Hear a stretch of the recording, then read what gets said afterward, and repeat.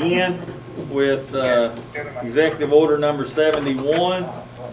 Under the provisions of the state Executive Order number 71, some board members are participating by electronic means.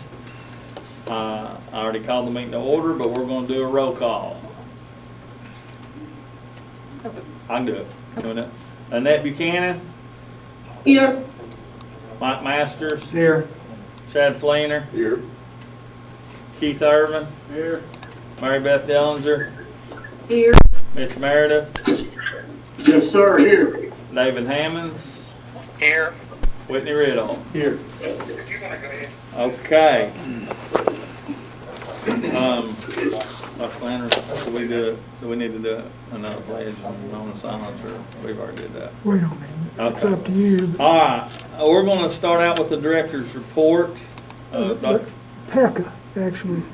Don't you want to adopt the PECA. agenda? I'm sorry.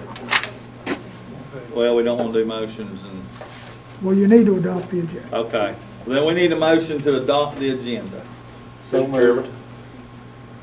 I'd like to amend the agenda to pull that one policy that Brad's involved with, just to be right there with finance. But it's right after, never mind. Is it already in here? That's fine, we might just move it up one. So it's in here. Yeah, I'll make a motion, we take the agenda. Okay, second? Second.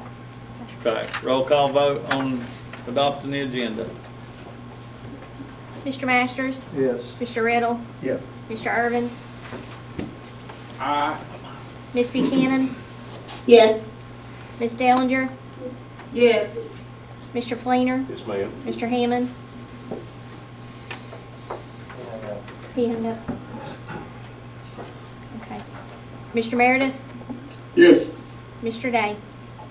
Yes. Okay. All right, board members, in BOE Connect, there is a section called PECA.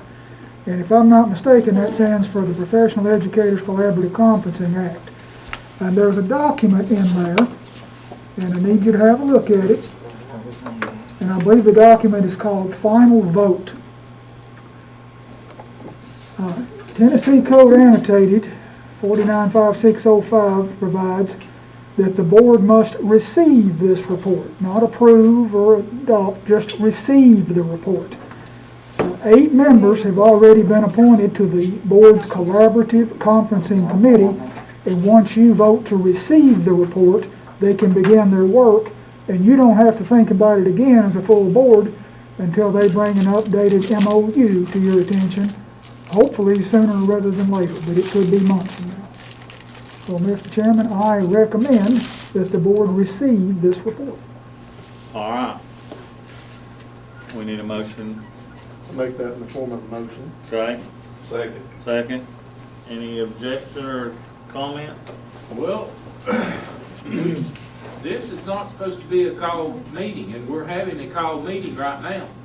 Yeah, So- Keith is right. You're just going to act on that at our full meeting. I think we need to have that at the full meeting. Under action item. Yeah. Correct. Action items. Okay. Sure. You know these. All right. Then add that as an action item on the agenda, please. You got it? Yeah. Okay, then, if you might, Mr. Chairman, we move into a little bit of a director's report. Next week, when you meet on the 14th, I'm going to have a student board member bring to you a proposed date or multiple days for spring graduation. It'll almost certainly be the weekend of May the 22nd. I've got a request. When that student board member brings it to you, I'm going to ask that you only approve the date and nothing else. Don't talk about times, don't talk about locations, don't talk about any of the arrangements, because given the situation we're in, the schools need to stay very flexible. And I also want to let you know that the mini dome is not an option this year. They're going to be doing renovations, so our graduations will by necessity have to be held at the schools. So I would recommend, Mr. Chairman, that this be put on the agenda as an action item. Okay. Jennifer? Can we do that? Yep. Thank you. Next, at the January the 14th meeting, I will be submitting to the board a list of people that I am recommending for tenure. Under state law, we are utilizing evaluation scores, get this, from the 17-18 and 18-19 school years, which I know was a long time ago. The law says, once a teacher is eligible for tenure, the teacher shall be either recommended by the director of schools for tenure or fired. And once I recommend a teacher or an employee to you, if you don't give them tenure, and in Tennessee, only a school board can award tenure, if you fail to do that, then I have to fire them. So you can't say, well, we'll just wait a year and see if that person does whatever. They are unemployed. I just want to give you that heads up, and I'll remind you of that again. The next item under Director's Report is the stimulus plan. I know that you have been reading about it and hearing about it. On December the 28th, the President signed a stimulus bill that will provide federal funding for K-12 schools across the nation, somewhere in the neighborhood of $54 billion. This is the single largest standalone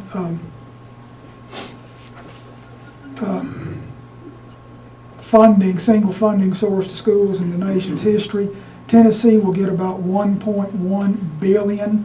At this time, the State Department, and I talked to the Commissioner earlier today, they have not determined the allocation for Washington County schools, but it will be significant. It will be well into the millions.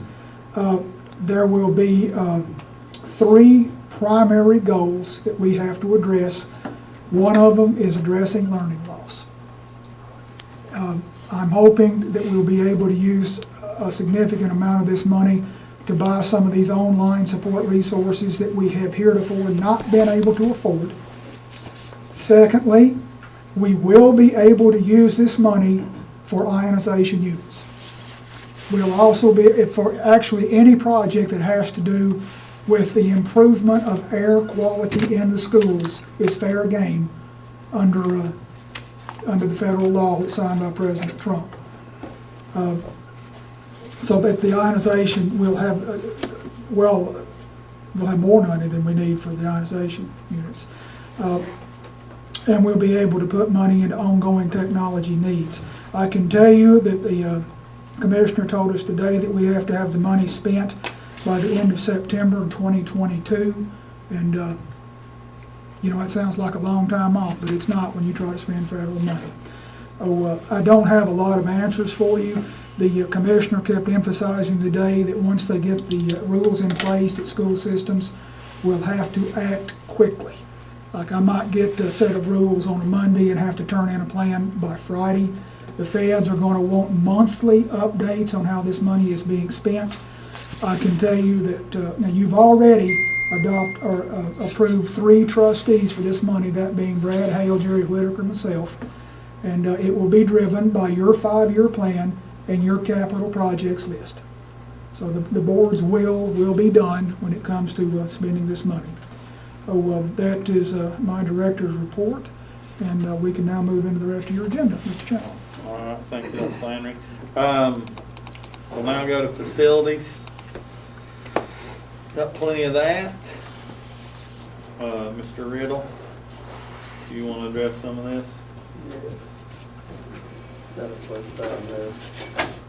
Guard shack projects at Daniel Boone and David Crockett High School. Yes. Didn't we make a motion to move forward with that last meeting? We did, if my memory is correctly, but Yeah, basically, I think it was Mitch wanted to hear more detail what we're doing money-wise. And I think that's the reason why we asked Mr. Good and Mr. Brewer to come and tell us what they can do for us. All right, gentlemen? Yes, sir. You two gentlemen. Well, that's not good, and Jerry Brewer's there. Here, over there. Wherever you feel comfortable.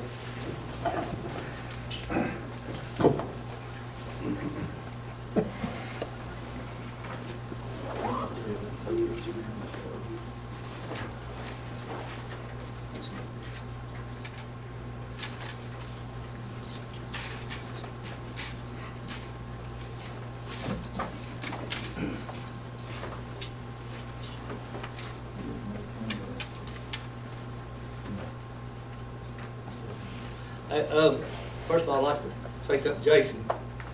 I know this community just got a little bit worse. I know that Buddy is a fine man. And I really appreciate his friendship. Miss Keys wanted me to take my shirt off. So she said she's gonna turn some music on, but. I did not So- say that. She did. So my daughter made me a shirt that says, Put that on. the teachers can virtually do anything. But we know that's not the case when it comes to building stuff. You know, you can't disperse and build something. But we also, we have a drawing. I know that Crockett done a drawing and Boone both, the CAD classes, they've done a little sketch. We didn't go into deep detail on it because we know that a lot of it boils down to the money. And I guess that's the biggest thing we wanted to talk about. As it was brought to us, we went and talked with Mr. Good. We went and looked at Crockett's and Boone's and kind of had an idea of what we was wanting to, what would be feasible for the schools. Boone's storage shack's in pretty rough shape. It's been there a while and it's about had it. But we thought that if you was going to spend the time and the money to do it now, what would be the necessities? Well, if I was going to sit there for 7 hours, I'd probably like to have somewhere to use the restroom. And that's where a lot of more comes in than just building a little building. You know, we want something that's going to last. It was also brought to us as what would be ideal for both schools, and we thought with the theme of Crockett and Boone that appearances a lot. When you come into the school, you would see our ideas, which is just an idea, would be like a log cabin look. That would set the tone for David Crockett and Daniel Boone. We've got the same kind of drawings from both schools as far as the blueprint, a 12 by 16. It's, sounds like it's not real big, but it's big enough for a guard shack. The other thing we also thought is it seems like we go to big details here and there, like what was before COVID was school safety, security, and we also thought that that might be nice if we had it built to where if it had to have 2 people, and maybe if the Raptor system got moved to out there to where when somebody pulls in before they ever enter the building, they'll run through the Raptor system. But there's a lot of different variables to go with that as far as the internet and all that. Jason, Yes, material's sir. high right now. Material, yeah, it went up a little bit, didn't It's it? been up for a while, but anyway, this was just a list from Lowe's to get it under roof, and it'd come up to right around $7,500. And that's just the framing, I block. don't know. Sorry, Jerry, No, that's See, all right. they're wanting to see it online. Where can he hold that up? There we go. Sorry, go Oh, ahead. that's all right. But anyway, we got a material list from Lowe's for just doors, windows, the framing, trim. There was a deck, maybe just put a deck on in case it's pretty outside, somebody's out there and, you know, keeps people coming in. It's just a small deck. But as you know, material is out the roof right now, and it was $7,500 just to get it under the roof. Mark Good worked on another list for the siding. If we did the log, you give it to me and I'd write it down. I might give 20 on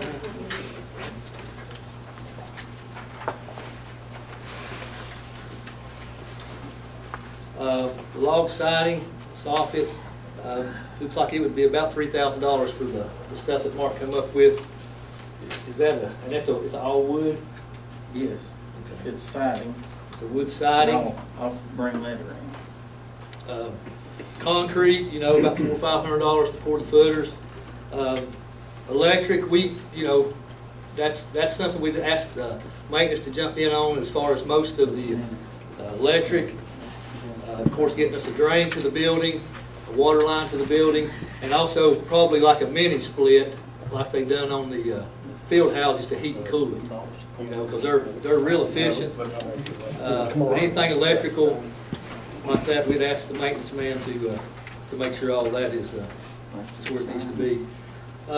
Grand total, I can just tell you what we come up with is about $15,500 each. And I know that sounds a lot for a little guard shack, you know, but that was pouring a footer, laying the block, and then doing all the outside. As far as, I'm going to answer some questions before you ask them. Time frame, we have no idea. We don't know when the kids are coming back. You know, we'll have to do that. We don't know what the weather's like.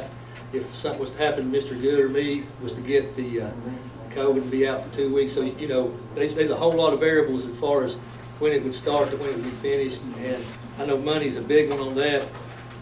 But that's, another thing is the the students led. We wanted the students to lead the project.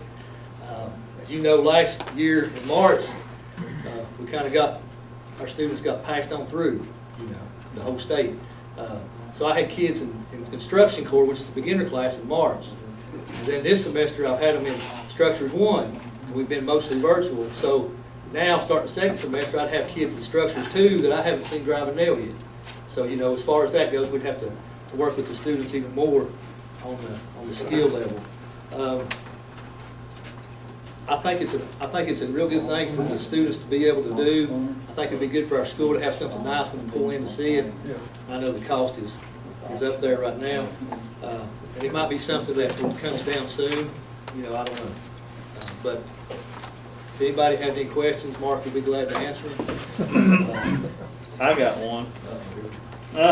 No, it wasn't. So 15.5 is all material? That's everything except what I said with Mr. Packer, like a heat pump, we didn't figure that. Right. You know, like when them little mini splits, I think Yeah. about $1,000 or something. They do work really well for a small room. I know the field house at Boone, it cools it down real good and it warms it up real good too. It's a Through the wall unit or a Split area. Split mini area, split, okay. mini split. Yeah, it's got the head inside, the outside unit too. The water line, man, that'd be all about. You can spend as much as you want trying to get a water line or a drain away from them, you know, especially at Crockett. Yeah. So I don't know. We've got power close to the one at Boone and Crockett, so that, you know, the electrical service. But I think the electrical services now are different than they was 3 years ago. They cost a whole lot more. But that was not the electrical, the rough plumbing to the building, or the unit. as Does far that as finish anything, That's walls finished inside outside and and inside, yes. stuff? And inside? Just like the picture. No. That's really not that Yes. much. No, That is well, not- not- I mean, but No the chin, part no we nose. don't have. Well, I is mean, expensive. basically, That's the birthplace, right? That's the actual birthplace, and the pictures that I showed you is from a log siding and log home place in gray. And their siding will mimic the notched corners. You can't tell it from the outside either way. Is that,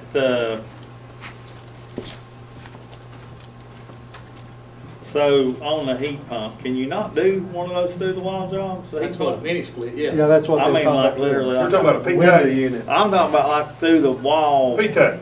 Is that like in a, Hotel room. like in a Yeah. motel room? I'd rather not. No, That them ain't things, for a couple $1,000. that mini splits are A not mini like split's a that. much better unit. And how much can you get them for, Philip? I don't know, $1,200. It's a bit. There's it's not small much more thing to got. difference, is there? I bought a little house in I Telford, never and I bought put it one of like them that, in, right. it's heating and cooling like crazy. Yeah, okay. It's- Well, yeah, whichever one that works good. Okay, I was just curious. Can you get anything donated material wise? Like, I You mean, can,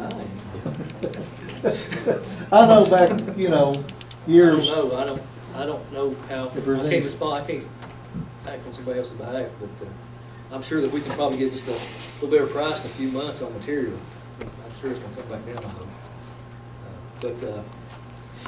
But that's about all I've got. You got anything else, Mark?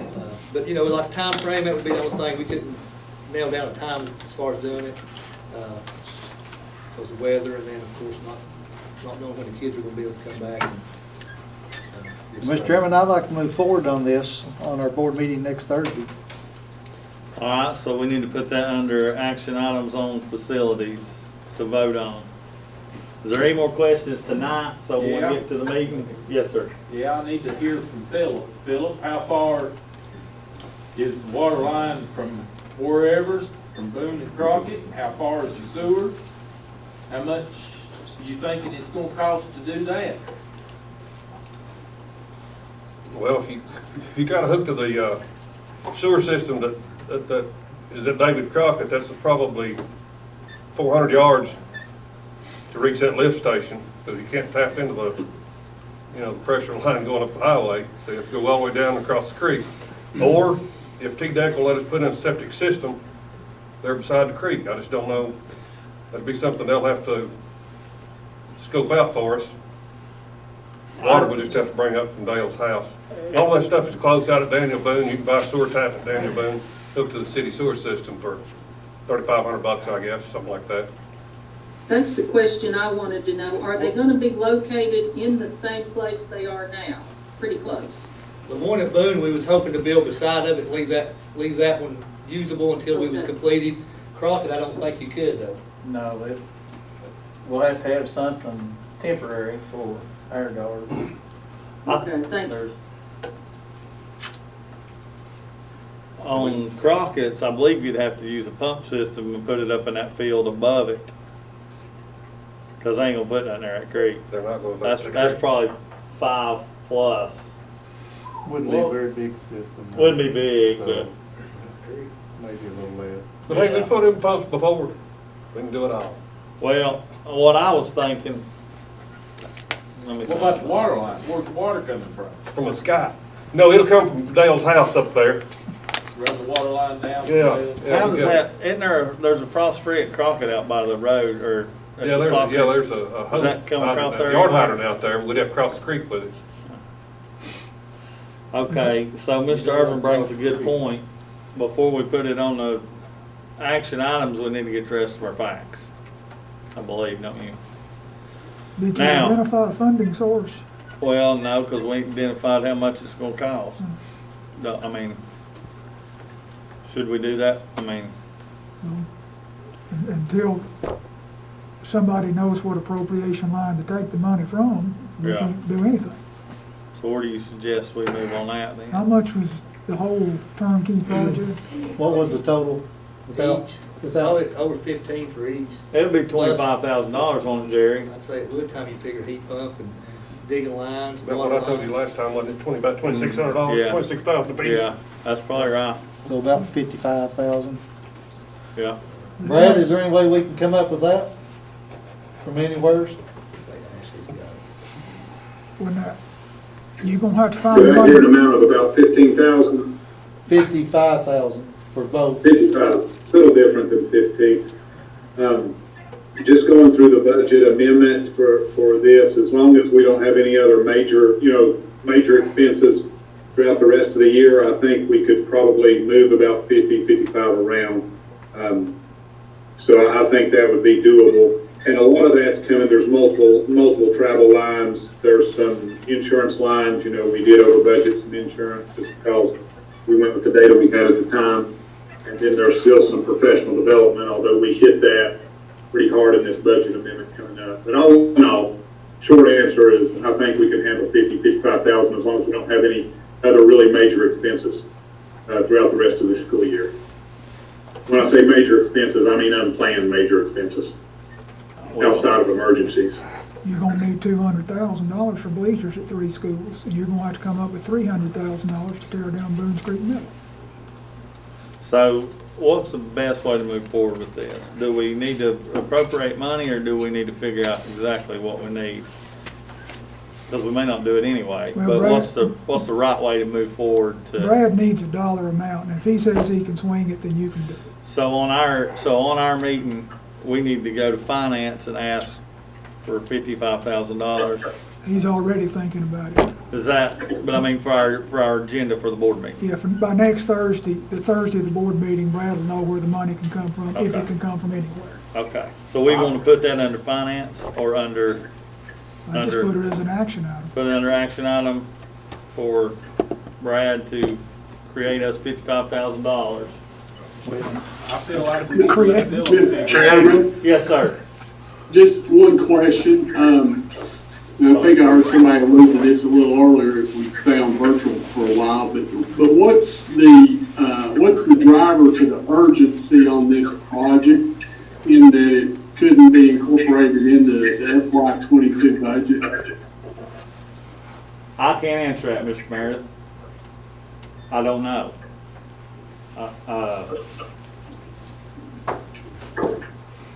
Mr. Fleener may have something. No, I think Mitch is right. I think we ought to put our capital plan, and we need to prioritize our capital plan. The only thing I don't like about this project is we're just talking about ballpark figures. You know what I'm saying? I mean, the 27,000, will it get it done? Will it not get it done? I'd hate to dig a ditch and we get 27K in, and all of a sudden we need another 5 to get it done. I mean, then you're robbing Peter to pay Paul. Yeah. If I may, Mitch, for me, I feel like if somebody wants to put something on the agenda, I'm happy to put it on there, and if we don't wanna do it, we just vote against it. And that's, Yeah, and I think that's fair. I haven't heard, we've talked about this a little bit off and on for a month or two. Right. I really haven't been able to get my head around, really the critical nature of this thing at this point. right. So, I understand, I'm with you, I'm in and out myself, but somebody wanted to put it on there, so I felt like. Well, it's there's the right really thing no to do. urgency, because we don't have no kids in school right now. I'm sorry, what was that, Mike? I said, there's no urgency, because we don't have kids in school right now. But I would like to go ahead and get it planned, because, I mean, we may have kids, hopefully kids in school by spring. I mean, but we just can't all of a sudden do it, I guess is my thought. We gotta take plans to do Right, it. but how's the guard shack different today than it was a year and a half ago? There's not, only thing, there's no facility in there. Right. So we're talking about an enhancement to it, which hadn't been there for a long time. It Right. would make it nice to have it, make it more functionable. And that's why if it's not, a highly critical educational attainment issue, let's put it in next year's budget and prioritize it with everything else. That's just my opinion.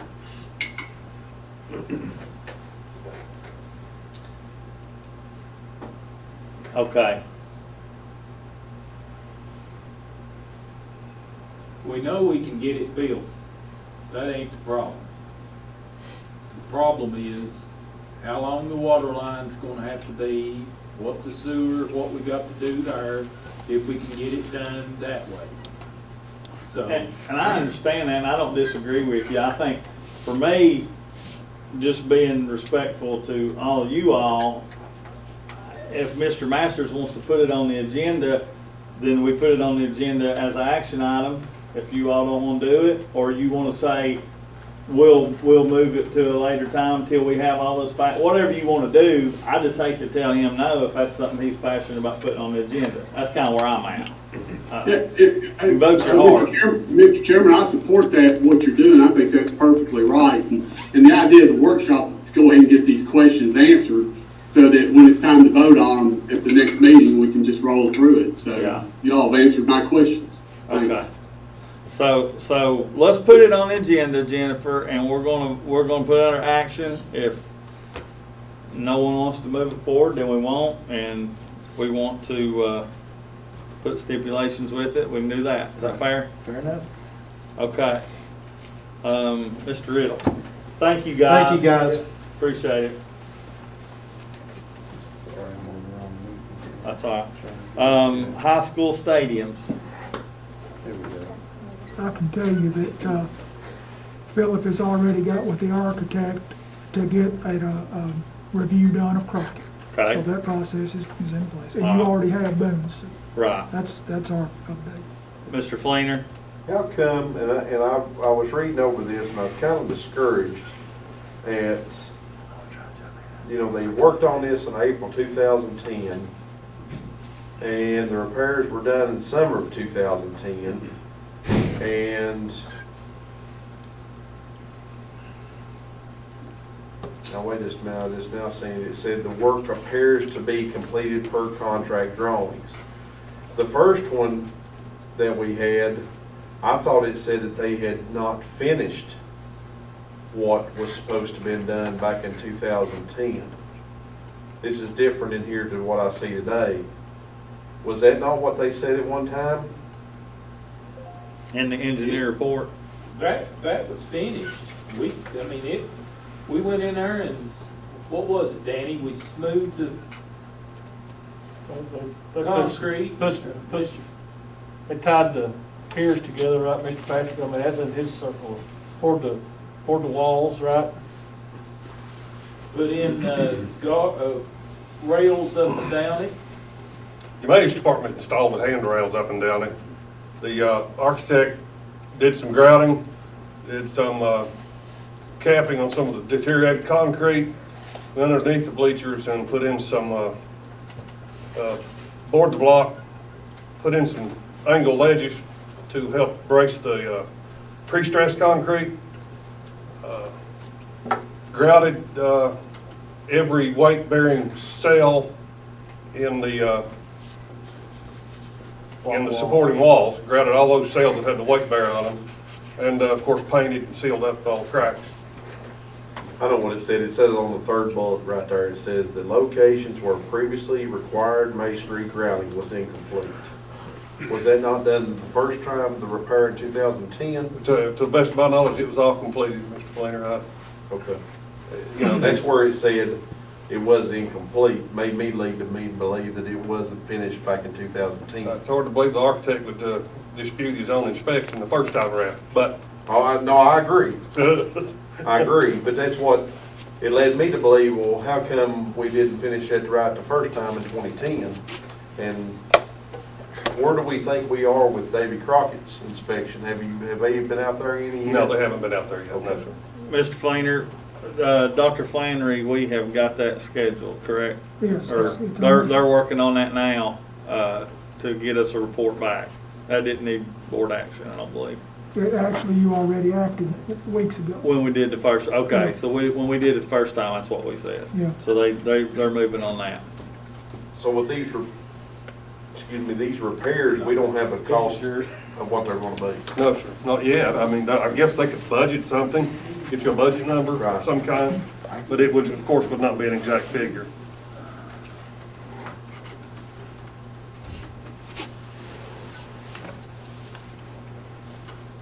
So as far as our action item on this, we're not ready at this time till we get our second look at Crockett.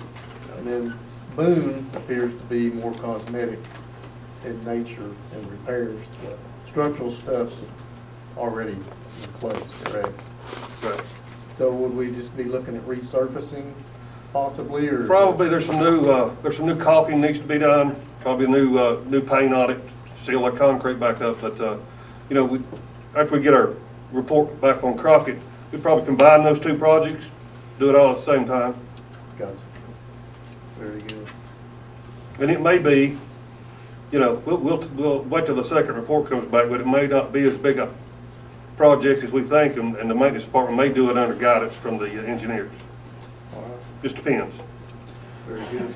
If we don't have to lift any concrete, we could probably handle most of it. Right. So we'll move that on and wait till we get our next report. Yep. No action needed on that. Okay, the old Boone Street middle demolition. Philip's got an update. Yeah, I spoke with Mr. Guschow today, and we should have a set of specifications to put out there for the bidding by the end of the week. Now, we'll probably review those and make sure we've got everything covered.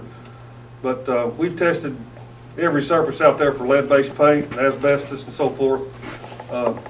It's an item that you really don't want to miss, because if the contractor goes out there and tear it down, and he finds it, then you've got change orders coming, and then he tries to get back everything he missed. So we're going to try to, it's taking a little time to do that, but I anticipate this going out to bid in the middle of this month.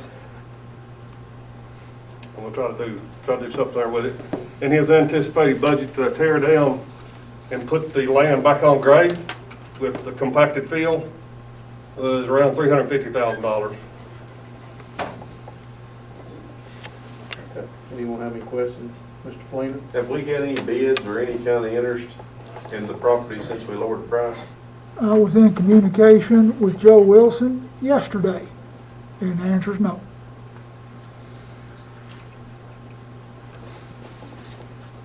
Hopefully we get some bids. I assume we'll get at least 3 bids on that. Would that be, or as many as possible? Philip, didn't you say there were 3 companies able to do that? So I'm sorry? there are 3 local companies that are able to do Yeah, that. that'd be Eloop Green, Taft and Fry, and the last contractor escapes me, but those contractors would probably have to hire somebody to come in and do backfill and compaction. They don't have that type of equipment, so you'd have a couple of different contractors there. Very good. So I would say we're no action at this time. We'll wait to bid that out. Do we need to put that on the agenda to bid that out?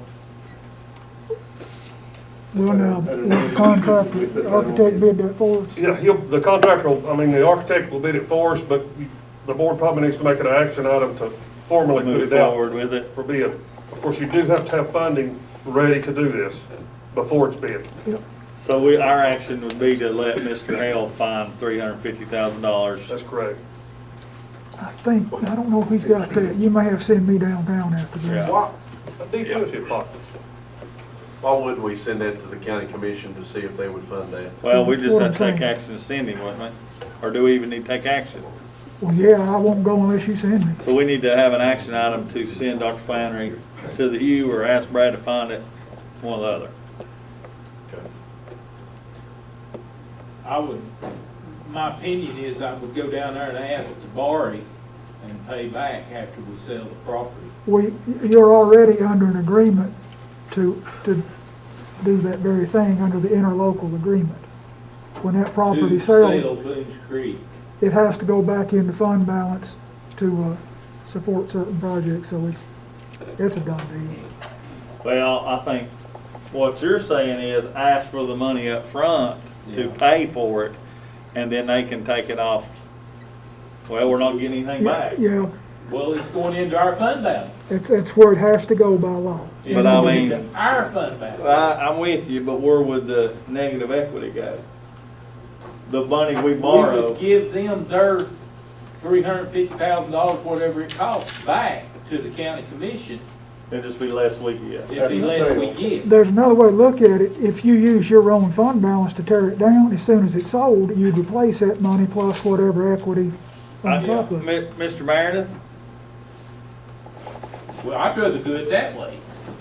Use our fund balance and then put it back in our fund balance. you hear what we're saying?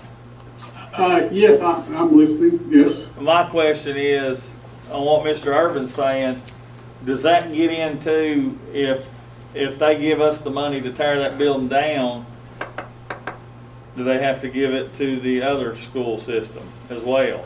No, Well, What- if we utilize the capital projects fund, currently like we're doing for buses and technology and, the other items, and given current state law, the answer is no.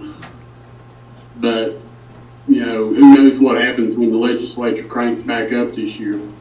Does that, you following that, Dr. Flannery? I do, but it sure would be clean if you use your own fund balance, because once it sells, you'll just put that money right back in. Okay, so with that being said, we go back to Mr. Hale, correct? Well, then you have to get the county commission's permission to move fund balance into an appropriation line. Okay. You have to ask permission to spend your own money. So what's the proper action that needs to happen to do what Mr. Urban's asking?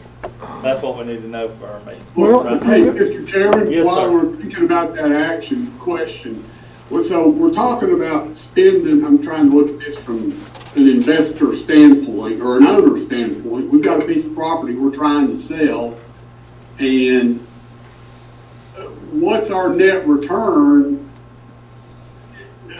If we spend this $350,000, are we gonna get back $1.10? Are we only gonna get back 80 cents? On the 350,000 spend. That's the way I would want to take a look at it. Mitch, in my amateur opinion, I don't think, I understand your question. I don't think we're gonna gain anything except we're gonna be able to move the property. Well, That's that's, a fair answer. that's important, I mean, honestly, because I don't know if anybody's gonna buy it the way it sits. So I think it might be, you might not make anything, but you might be able to liquidate your property and get your money back. And you might make a little more. I mean, it might be more appealing. As it sits, the building is a liability, and there's nobody interested in buying it. So if we I have a question. remove the property, or remove the building, take it down, bring it back to Greg, you've got a more valuable piece of property for sale. Would that be right, Mr. Master? I think it's a much more marketable property if it's a blank slate. You'll have a lot more people that will look at it. I don't know that you Fair can, enough. I don't know if you get a lot more out of it, but you'll definitely, Well, there's really Gain there's more. not gonna be a return on investment on demo. no. I mean, if that's what Mitch is asking. Yeah, it's just a matter of getting rid of it. Unless we go back up on the price. Oh, Lord. Miss Dellinger?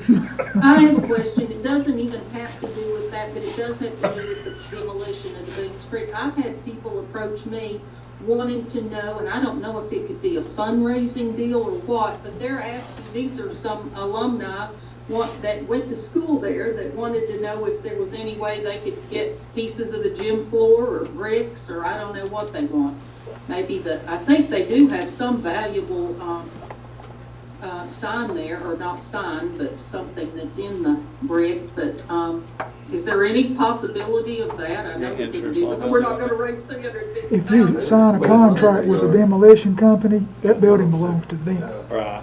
They don't want any, okay. Remember the front wall that used to be in front of the old Yeah. Boone's Creek School? State come through, and You know, we tore that out and set it over there in a pile. We ended up hauling it to a field site, Nobody because wanted people it. wanted pieces of it. nobody wanted it. Well, Yeah. I Yeah, just nobody had wanted it. people- I know there's that Boones Creek Trust, they like to try to, keep artifacts and things like that, but that's fine. I just thought I'd throw it out there. They wanted me to mention it. Okay. Should we, during our meeting action items, should we not put on our, cut off the water and power? So we don't continue keeping on paying, since we are going forward with this, if it does pass? Would that not be a part B, that we should have an action item to cut the water and the power on? The insurance company doesn't care anymore. What do you If- think? If you all vote to bid it out to bid and you tear it down and we turn the water and power off, you're getting into a gray area when a building becomes a public nuisance. Vagrants, homeless people start staying in it, or anything like that happens. I'm afraid it could be a bad situation for us. It's not real good now. A lot of the lighting burn out, not working. I don't have any running water in it, but we are keeping enough heat in it to keep from freezing water. So, but we can sure shut it off. Well, that's the reason I'm saying, what we say, $5,000-7,000, what it's cost a month? I Something mean, like that. if we're going ahead with this, could we not take on a plan B and cut that off at the same time? You think that's something? Well, I was gonna say, if I may, what we ought to do is decide if we're gonna do this, then decide if we're gonna do that. Okay, so can that be a part B on this action item then? I'd say If we do pass it? amend, or something of that nature, and then if we pass that, how would we word that correctly for the meeting? If we put an action item on there to Go out for bids? or go out whatever. for bids to demo the school, and that passes, then we wanna have another action item to go ahead and cut off the water and power, Well, and the third one to identify a funding source, and then identify a funding source. because we can't bid it without money. So how does that go? Do we have 3 separate actions? That makes it cleaner. Okay, so, Well, instead of identifying a funding source, why couldn't, I thought last month we talked about something about a good faith estimates or whatever. Is that not the same thing? If we, that's a But you don't have quote. to We have- talked about a quote was different than a bid. We said if you quote it, it's different than asking for bids. If Mr. Patrick asks for bids, you have to have money in place. If you have a quote, which is really what we have right now, Yeah, I mean, that's just a proposal. we already have a But I quote. mean, isn't that cleaner to where you don't say, well, I'm gonna set back 400,000 to tear down the building, and somebody comes up and they said, hey, I got 397, and I'm gonna tear it down for you. Whereas if you send it out for quotes Bids. or bids, there may be somebody, needs to work right now. You know what I'm saying? Well, we can, but then we have to have the money in place. Right. That's the nature of the beast on government fundings like that. But could we do it the other way where we got quotes and we wouldn't have to have Well, then the, you'd have to turn around and bid it. yeah, that's, A quote won't work with this kind of money. A quote will work under 10,000, I mean, just over 10, just under 10,000, and over 1,000, we get quotes for purchases. But if we go over that kind of money, then you'd have to be public bid. Quote just gets us in the ball game. okay. It's very frustrating, especially when you go to build a new school and you say, I've got $32 million to do it. So what's everybody shoot for? Oh, I know, that's what I'm saying, I thought we could, there's a workaround that, but Yeah, I'm with you. So, let's go and answer the question. We need an action item to move for funding on tearing down Boones Creek School. We need an action item to find the funding, if that passes, for Boone's Creek School. Then we need an action item to cut the water and power off, if those two items pass. Yeah. Right? Right, Jennifer? Mr. Chairman, Yes, sir. just one question, would we lower the price, or would we leave the price as is right now if we were to go ahead and, take the school down? Lord mercy, I hope we hold the price up if we're gonna tear the building down. Yeah, I don't think I'd lower it. Are we gonna keep to the same asking price if we tear the building down? I mean, that's out of my, you all would know more about that, or maybe in commercial realty. I think I understand what you're saying, David. If somebody, after we voted to tear it down, if somebody come up and said, we'll take it as is that what you're saying? Yes, or would we, well, We would just negotiate, I would assume we would negotiate not tearing it down and adjust our price, wouldn't we? right, but I mean, if we do decide to go ahead and tear the building down, if we don't have any interest in it at the time we're gonna do that, would we adjust the price any, or just go with what we've got? Mr. Patrick said after we set out to bid to tear it down, that would be a very gray area. Once we hire somebody to tear it down, we probably couldn't go back. That would be a binding agreement, so. Oh, yeah, right, okay. All right, thanks. All right, let's move on to ionization units for the system-wide. Yes, sir. On the advice of our attorney, I recommend that this project be put out for bids. I recommend that Thompson, Litton, Beeson, Luskin Street be engaged under professional services contract to write specifications and oversee the bid process for the board. And again, this is at the urging of your attorney, Scott Bennett, So that'll be an action item if for, you so choose. yeah. Mr. Fleener? I was gonna ask a question back in your director's report about that stimulus plan. Should we go ahead and start looking at some more of these things to improve learning in the schools that goes into the energy efficiency and have those specifications laid out?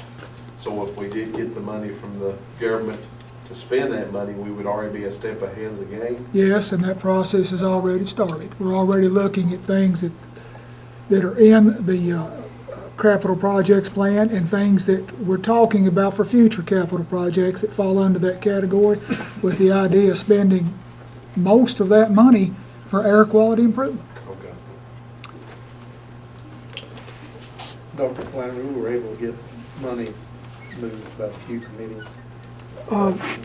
They won't take that up until their February meeting. They're going to allow me to put their budget amendment in front of them this Thursday, but they won't vote on it until their February meeting. Now, if we end up being able to use a stimulus 2.0 money for ionization, the fund balance money that they allow you to move just goes right back in fund balance. So if when did you say that money would be available, the stimulus money? By federal law, that money has to be available to the states by the end of January. The state has to file a plan with the feds within 2 weeks of that, and I suspect by the end of February, they'll require all 147 school systems to file the plan with the state.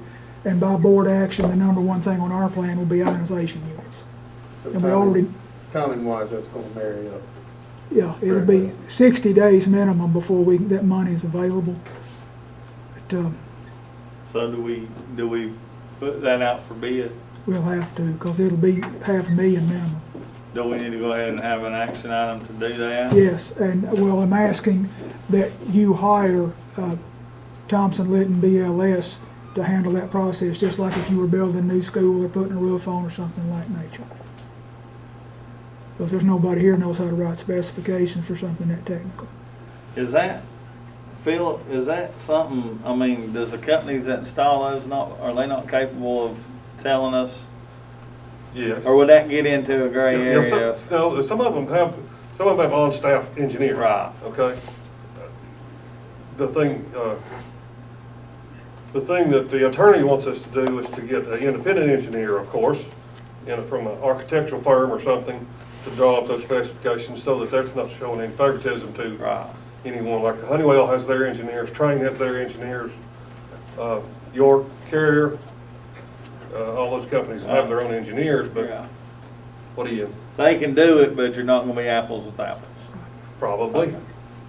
I got you. Okay. So we won't make that an action item. Yes. Okay. Any questions? Are you clear on that, Jennifer, what the action item is? Yes. Okay. No questions, Chad? Hurry before you think so long. Let's move on to bleacher replacement at Gray Elementary, Daniel Boone, and David Crockett High School. I think Elliott's gonna pull it up here. We've got a couple of prices. There is a, I think Daniel Boone there, that, it's hard for me to see it from here, about $58,000 and 80-some $100 to demolish the other bleachers that are there. We also got a proposal from Southern Athletics, I can't remember. See if you can find that on there somewhere, Elliot, please. It's under at 2DB. Do you see the it? facility? Yes, sir. Go down to number 2, that one. There we go. What school we got there? Southern Facilities. DB. Boom. That's Daniel Boone also. This is priced under the NJPA and Sourcewell pricing, a co-op that we use to purchase all of our cleaning supplies and paper products. They also have just various other things, and of course they've got bleachers and that sort of thing. So this is a price from Southern Facilities for Hussey bleachers, and these are the type of bleachers we've been using in most all of our schools anyway. All the parts are pretty much interchangeable, but I think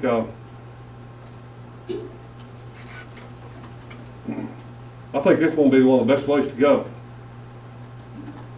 Already bid, ready for us to use. Now, what about removal as far as their pricing? They would have to, we would have to add that price back in there. And I don't know exactly why he didn't put that here, because he put the removal on the David Crockett bleachers. It's probably in page 2. Maybe.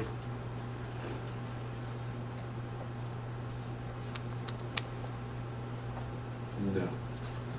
Actually, I just received this at, what was it, Jennifer, 3 o'clock today? So it's been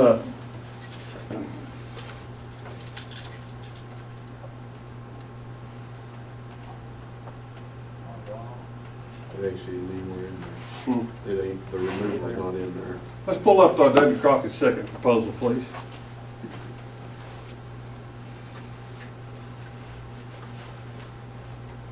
That'll be number 2, down at the bottom. There you go. Thank you, Elliot.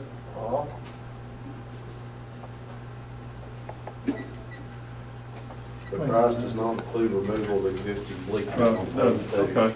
I'll have to get that put in there. They wanted them to be without power, correct? They do on these small 3 tiers that David Crockett wants, because David Crockett's floor is not as wide as Daniel Boone's, and so they can get by. They have to drop down to smaller bleachers. And I think Mr. Crockett wanted some Coliseum backrests on that 50 of them. It comes out to 46, I think. That's $2,900 more. But that's sort of where we are. Did you get one from the Gray School? Yes, Gray's on here too, also in 2 different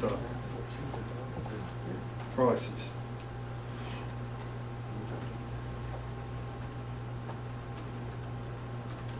There we go. It actually has a removal Yeah. of He existing. needs, yeah, that's the one he had removal on. So I can call him and then I'll get that removal price put on there so that, like I say, it was 3 o'clock this afternoon and Jennifer was in a rush putting things in for me. Last minute guy, huh? Do what? Yeah. Go ahead. I think the gray bleachers are a definite, just because I think they're a safety issue. I know 2 people has failed this year on those bleachers. I know it's 76,000, or I can't remember what the other one is. It's within 2,000, I think, of that price, isn't it? I think so. 66 or I something. think I've got it up there. If you would go back there and look at, It's Do we 66. have that money allocated yet? No, we gotta we find do it. not, Gray Elementary So on the same first deal, we floor. need to vote for them, and we need to vote to have Yeah, and Brad help put keep in the, mind, the county commission's already turned us down once on the bleacher 88, project, so it's You got basically, it there, 66 Let's go plus again. another 88. So 74. you say so, I'll go again. Then we I'm get a little the lucky, same see. contractor, I mean, safety hazard, I don't know how they can say Because no the to other you. ones- Huh? Because the Sure other it ones is. they buy yeah, bid. the other one's just the co-op, yeah. So we need to make an action item, On the gray bleachers. we need to just make an action item for the I'd great, like for to the great separate them. bleachers. I know we want to do them all 3, Right, but I think the gray ones are a safety. I mean, I think it's I think it's the highest nail of the 3, in my opinion. I mean, I agree. we need to move, we need to go ahead and move on that. I think so. I know the Crockett and the Boone, though, I know everybody wants to do that too, but can we put that in the CARES Act? The section at Crockett collapsed. Huh? There's a section at Crockett that's already collapsed. Yeah, there's a section of Crockett that broke down on that floor. We just rope that off. We just cut them bottom ones off. Yeah, just cut them off. We'll have I would 3 like a tier little seats. more time to review all this. So, Kind of so do get we, apples to apples on it. do you feel comfortable on gray? I think the gray ones, we've got enough information, we've got 3 bids on it, 2. basically. That's all we got is 2 on. Yeah, we got 2. Yeah. You have 2. But now on the 1 bids, the number 2s is what he was saying, they're on that buy board to where we don't have to go out Right. and get our, you know. Actually, it's Sourcewell. Buy board's another same type of co-op. Do they have those on there? I haven't seen them on buy board, so, and I think, you wasn't familiar with that one, were you? I don't know if they. Okay, all know right. how that- Danny how helped me that put some of works. this together. But usually Sourcewell is a good place to go. NJPA, been a very well respected co-op, and they bid things out tight. Now, and the next week's board meeting, let Mr. Flannery or Mr. Patrick or somebody get a price of them on buy board. If they got it, I'll try to do that. But we need to add an action item for the meeting to do something with it when they bring it. Can you add those all separate, please? I don't, Miss Buchanan, I don't think we're gonna do anything on Daniel Boone and David Crockett yet, the way I'm hearing it, right, Mr. Riddle? I'm gonna try to have all the figures together, and hope you all do something with David Crockett and Daniel Boone. Is the warranty all the same, Philip, or do you know? The warranty, Is it all pretty much the same with the? I think, I would say it is. All Hussey bleachers come with the 5-year mechanical and 10-year finish warranty, I believe. What was the other one? Brand? It was the same brand. Oh, so, okay. Number 2. No, either one just, Yeah, that's Daniel Boone. Southern Facility. was it? That's Hussey. And the other one's a Hussey brand too? Yeah, Okay. Well, the warranty should be the same, right? yes, yeah. But, you know, we just. 20 year. 20-year on both? That's what this one is on gray. The first bid, it says a 20-year limited warranty. Number 2 gray? No, No, he's talking, yeah, The from the other original. company. yeah. I just had it pulled up here is the reason I read it. Can Ms. Fender say something while we're looking? Okay, so my question is do we have any photographs of why we are replacing these bleachers?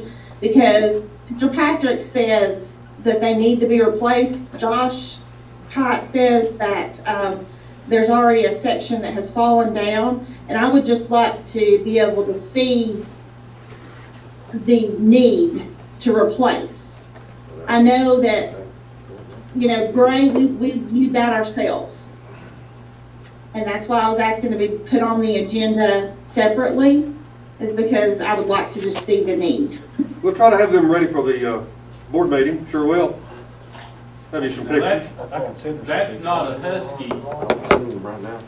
That's not Hussey? It's,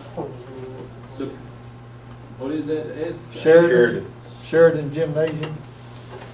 is that what they are? Yeah, that's not the Hussey bleachers, no. I guess my only question was, is the Hussey a 20-year too, or No. He says 20, 20-year limited or something? it says 10. 5-year manufacturer warranty, 10-year structural components of the understructure.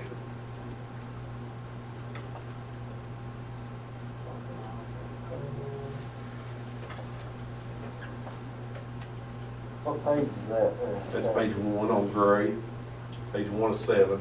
Right And there, that you one see there is the right please above the note. bleachers. Oh, okay. Do you know what materials these are made out of? Does it say? Well, I don't have in front of me the gauge steel or anything like that, but, Probably be helpful if we had a little more information about what they're made of, materials and gauges and things, just so we could make a better, more informed decision. Yeah, I'd like that too, because I would pay a little bit more if I've got a better warranty and a better, Yeah, it's a long-term. Yeah, that's kind of what I was thinking. I'd like to have a little more information and. They're warranted twice as long. I'll have to try to get them to send me some warranty information and special cut sheet on what the, How old is Gray's Philip, you know? how old is Grace? Sorry. Older than me, I mean, is it the original? yeah. Okay. Yeah. I didn't know if we'd ever replaced him with Gray I or think the not. first year Gray School's No, existence they was know 89. Do what? I think Gray's first year No, existence, maybe might have been 86. It is it had to be previously. Okay, 85, 35? 86. 35, 40-year-old then. And Older than Boone and me? Crockett's are how old? 92. Stop it. Boone and Crockett's how old? Mr. Buchanan, you should have some Roughly. Is that the pictures. new part? 92, I See, believe. the old, the Mr. ones Master. downstairs, we didn't replace. 92. Boone and Crockett, we didn't replace the downstairs ones, we just replaced up. Okay, that's what I couldn't remember what And we that was did. back when we did the, Bottom was a Renovation, 92, so- and the upstairs are 2006. long time ago, where Yes, the that's when bottom we was. built Ridgeview and Randy's, so Yeah, it's 14 yeah. years now. Yeah. If we can, so, does this sound okay? We're gonna make an action item to move forward with the bleachers. And Mr. Patrick will bring us rest of the With information. Mr. Patrick providing us more information before the meeting. So we don't have to everybody needs to have it before the meeting to review it before we vote on it. Have you identified a funding source? That's gonna be the other motion. Okay. So motion number one's gonna be, action item number one's gonna be to move forward with the replacement of bleachers, Gray, Daniel Boone, and David Crockett. And then with that motion will be finding the funding source, if it passes. There's still Brad, we need it. That sound okay, our planner? Brad's got this. Yeah. Okay. Brad will take care of it. Wait, Mr. Riddle, I'm sorry, go ahead. Move on to items being declared surplus in portable buildings. There should be a document in BOE Connect showing, I think, Sulphur Springs. And just Sulphur Springs, just odds and ends, a few tables and chairs.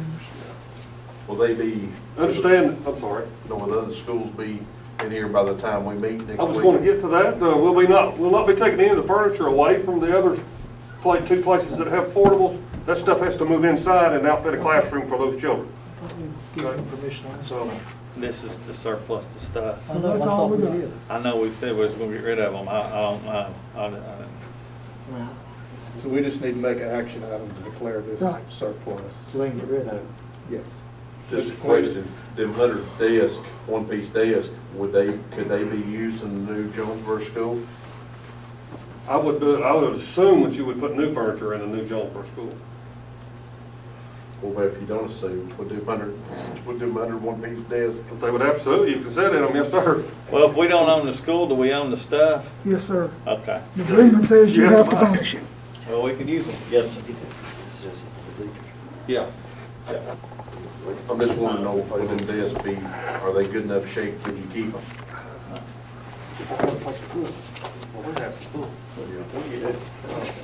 I'll go in there and see if, I mean, it looks like the desk, they're not bad, they're not terrible seats, Yeah. but, and I'll see if Mr. Patterson wants to keep someone in Sulphur Springs in case he's got a place he can put some, so. Jason, Yes, sir. Oh, yes. we, the Jonesboro project, since you brought that up, are they an allowance in it for furnishing? No, you have to pay for that. Well, then, that's gonna be an issue. So, we might need to keep these furnishings. Because if we're gonna have to pay for it, we don't have no extra money. We're sitting here trying to figure out what we're gonna do, so. You have to sell Jonesboro and the front property off of Jonesboro Elementary and Asbury Midway. The agreement says that you sell certain properties in order to pay for the furnishings that go into the school. Well, we'll sell our properties after we get our school furnished. If we don't have the money to furnish it, then we'll have to pull furnishings from the other schools to go in there. Because every other project's had a, what was it, $600,000 allowance for furnishings? Just Boone's Creek did, the other two did not have any money for furnishings either. Yeah, Ridgeview and Grandview had furnishings. Not completely furnished, Well, right? I think that's gonna be an issue. Well, we got a little while. And You got till they move the portables. yeah, but we need to do something, we need to declare this surplus, but I don't want to declare the 100 desks surplus. Well, we gotta figure out where we're gonna put them. Yeah, where you gonna put them? I mean, it takes up a lot of room on the desk. Jonesboro's probably 2 years out. I mean, that's the other. And I mean, how good are they? Just because there's 100 of them doesn't mean they're any good. I mean, they look new, the other stuff looked old. Yeah. As far as what You pictures seen was on. them? Yeah, what Okay. pictures are on there, Yeah. I mean, and he can pull them up right there, see him wooden desk. I Let's mean, get that- Mr. Patterson's attention. He's out there and he's moved them desks a couple, 3 times. See what he thinks of their condition. Cody, Well, Cody, He's went and he. there he is. There he is. what's the condition of those desks that are in the portable out there? The desk and the furniture that were in those pictures and in that room are all able to be used. We just don't have anywhere inside the building to put them right now because of all of the COVID protocol. And we have moved all the other furniture to our rooms in the building. Okay. When we had the bus drivers working, they sorted through them to make sure they were all working condition and sorted and put in those different rooms. That's why they're stacked like that. Can they, Cody, can they, it sounds a little crazy, but I'm gonna ask. So, with COVID conditions and we're spaced out, would it hurt to have those desks in those rooms with the kids spaced out around them? I mean, is it really hurting anything for them to be in those rooms, just so we don't have to trash them? Because we don't have nowhere to put them. With the spacing, we really don't have anywhere to put them either. Okay. Those desks were already out there. They weren't moved out of the Oh, building. Those okay. desks were out there from prior years when they were being used in the portables. We have moved some desks from that room inside the building and moved other furniture such as tables, classroom rugs, and other items that took up more room where we could space students out and put them in 2 or 3 other rooms that I Let's see if I had can do something with restored. it. Yeah, Let's see okay. if I can do something with it. Mr. Urban had some. I'll try it. Well, I mean, like let's that, I just, just- let's No, just don't- leave them don't alone. be sorry. Let's It's not do nothing to the portables yet, till later, till we decide when this COVID crap and everything gets rid of. Let's just leave everything alone. You've already declared them We've already- surplus. Yeah. You did that last month. Yeah, but we ain't set no bid on selling them yet. Jason. So, Yeah, you I declared just them got a text surplus. from They're Mr. gone. Campbell. huh? You He can declared them use them at Boone. surplus. They're Okay. going out for There we bids go. now. But if we don't accept Yeah. no bids, or we Mr. don't Campbell get No, I no can't bids, really, then I we're, can't hear right. If you Mr. don't Campbell get just any texted me, bids, he you said do he what you could want use to. them at If Boone. you get a bid, Gov Deals is an absolute Mr. auction. Campbell Okay, just texted then me and let's said just- he could use them at Boone, if You that's know. okay. He said he could use Mr. them. Urban, Mr. Campbell said he'd be glad to That's have those okay. desks at Daniel Boone High School. That's fine. That solves I that. don't know where he'll put them, but that's fine. Mr. Campbell wants them at Daniel Boone. All right, so let's make an action item to clear out of the surplus excluding the desks. Okay, good. Is that good? Yep.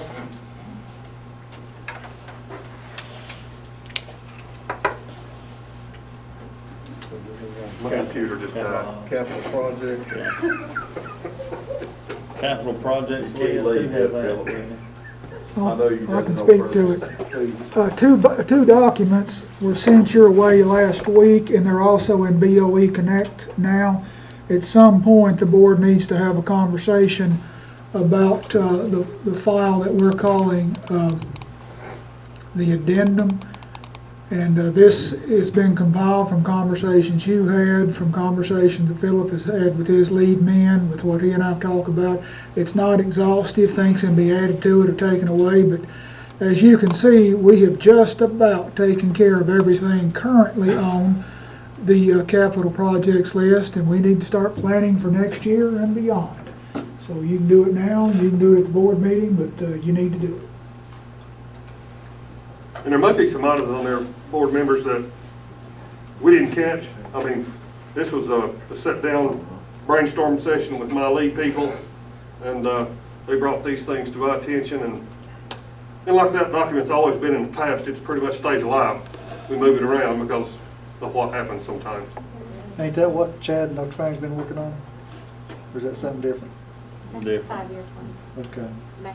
See, I'd like to see those two guard checks be put on this capital addendum list, and also Boone's Creek playground. You know, I mean, I think we're gonna have to help that project get done if it ever, if we ever wanna see it done. Let's find it. Right, we can find it. Jen, are you keeping up with these? So the action item for the meeting is, Adoption of a new capital projects plan. Which is, that may need to be a whole separate different meeting, because that's, you know, we want to go back and forth to find where we rank it versus. With your facilities coming in, maybe? or yeah, that really don't need to be on our Thursday night meeting. No. Could we move that to our next workshop? Well, We may need to just have that for just that. yeah, A meeting for just that. Board meeting. for that. So we'll figure out a date to schedule that then. February 1st. February 5th, that way we got a meeting before. Get them all in February. Mr. Chairman, I have a question for Mr. Meredith, if I may. Yes, sir. Mr. Meredith, can you hear me?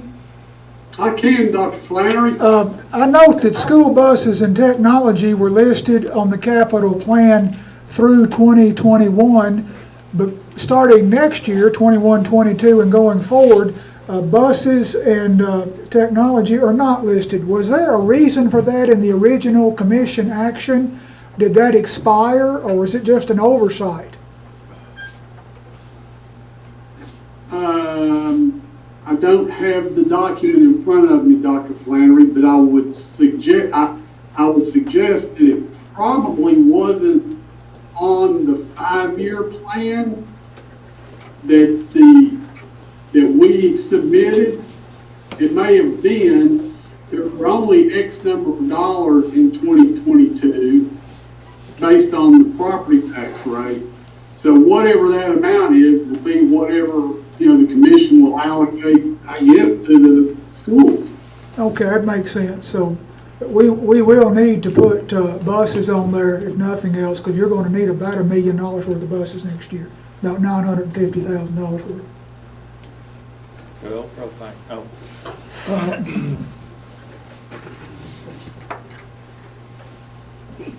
Is that 640 on the technology?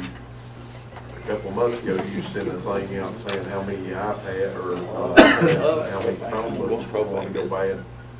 Can the 640 absorb that, or is the 640 already promised every year for different? No, that 640 will pretty much be eaten up by that having to re-up those obsolete Chromebooks next year. So, Not Philip, but Curtis is kind of counting on that. so will that have to grow as well, that number? I don't think so. Okay. I think that's enough. for now. Well, Mr. Flannery, the school buses was issued that way because they didn't want to have to share with Johnson City. Right, so that's a real good reason for them to So fund it. that's, and it's not in our budget, it's not, shouldn't be added to our budget. It was a, Hey, can I interject something here, Dr. Flannery? I went ahead and pulled up the FY 2021 to FY 2025 capital fund, capital projects fund for the schools. And in that document, there's about $6 million, about $6.2 million a year of projected revenue, which would be available for whatever capital needs. There is $640,000 in FY 21, 22, 23, 24, 25, as well as $600,000 for school buses in 22, 23, 24, and 25. So I'm not real sure what document you're looking at. There's also a $2.6 million hit beginning in 2023 for the Jonesboro project. Got you. That's good news. I inherited this document and have just been working from it now for nearly 3 years, is where I got it, so. Well, I would suggest that if anybody has a question, that they go to the county FY 21 budget book, which is online, and page 95 begins the educational capital projects information. We'll find that and do that very thing. Okay. And then we can work with that budget number, if we could actually interject what we wanted in those years, correct? Right. Okay, does that conclude? That concludes. I got something for facilities Yes, between, I want somebody to tell me Let's get that. what is going on with the It's on finance. Jonesboro project, what we are giving up, what we're getting. The paper says that they have lowered the size of the classrooms. Have I misunderstood it? That they took 800 square feet out of each classroom? Lord, no. Classroom isn't but about 800 square feet to begin with. I think they took 800 total out of the school. Is that what you understood, Whitney? What is it? What 7,000 or is the 8,000 feet out of the total school. Out of the How total, much? out of the total 7,000 or school. 8,000 square feet out of the total school size. And they did it, they reconfigured how they did the classrooms, and the actual square footage of the classrooms is smaller, but the actual usable space is larger. So they just improved on the design. All right, now, let me ask you this, since you said that, is I can only put a youngin' in there 6 foot apart, and I can't have classes because my classrooms is not big enough, so, right now. So is that classroom gonna be, you said it's gonna be bigger, but it's not? You're right. What they did, can I speak, please? What they did is they took away from the Boone's Creek design the cloak room. They don't have per se a room, especially in the lower elementary. That eliminated more, that gave more for teaching space, but less, that took up a lot of extra room from what they explained to us. Isn't that right, Mike and Whitney? I think so. That's right, yeah. Yeah, they just reconfigured the design of the classroom and made it more efficient, took away Right. things that were not good usable space. The actual classroom size is bigger. But the It's less- overall square footage, storage and everything is a little smaller. But your teaching space is larger. So it's an improved design. They didn't really make the room smaller, they made it bigger. Yeah. But the square footage is smaller because they took out the cloak of the closets and the stuff out of the rooms. In the newspaper, it says, Chuck Best says that it come in 1.5 million under the price of the 32,750. Now, he made that quote in the paper. Can that 1.5 million be used for furnishings? I was under the impression they hadn't even got a price bid out yet. No. Well, what was in today? I've seen that too. Yeah. It's a budget number that all architects and engineers use per square footage buildings. And when they saw the ability to cut so many square feet out of the entire building, well, they just took that off of the top chunk. And believe me when I say they'll use that 1.2 somewhere.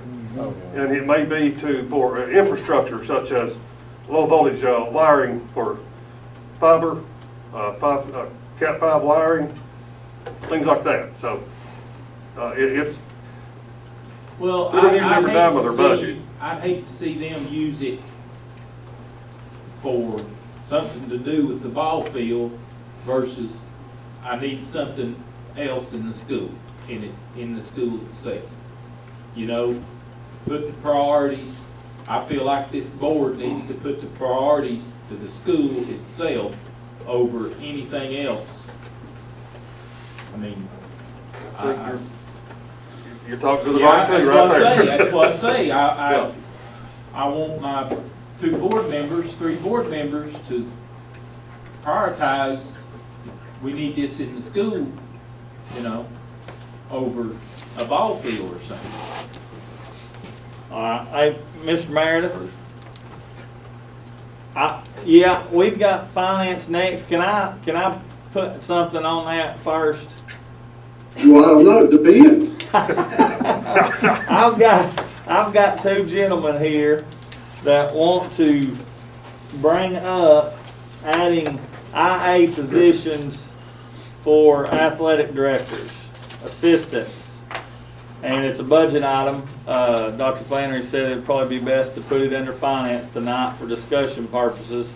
And do you all want to speak towards that, or? Well, we can, and we can try to answer any questions that, anybody may have as to, we're really probably looking for more than anything is permission to get with Dr. Flannery and possibly put together job responsibility duties. I think at this point on the north side of the county, there's 104 paid positions that fall underneath the athletic director. On the south side of the county, there's the same amount, with about 750 plus student athletes on each side of the county to kind of oversee and to try to manage. And to be honest, Josh and I, that's who we've got to each other. So we would like the board to consider possibly looking at giving us some assistance to where we could improve some things. And to go into great detail with that, we could come back at your next meeting with a job responsibilities list if the board even sees that that's feasible. I don't want to waste anybody's time, yours or ours. Jason. Hey, Brad, can you tell us what an IA salary would be?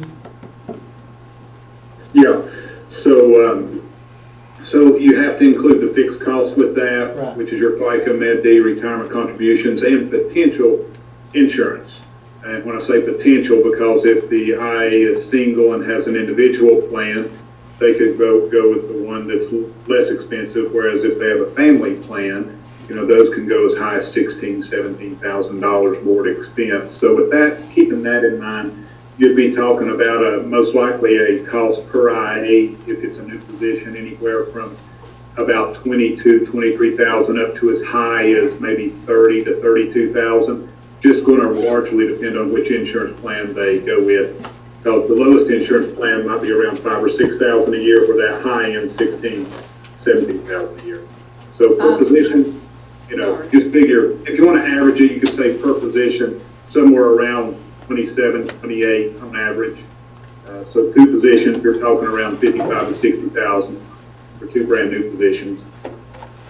I'd like to know the job description.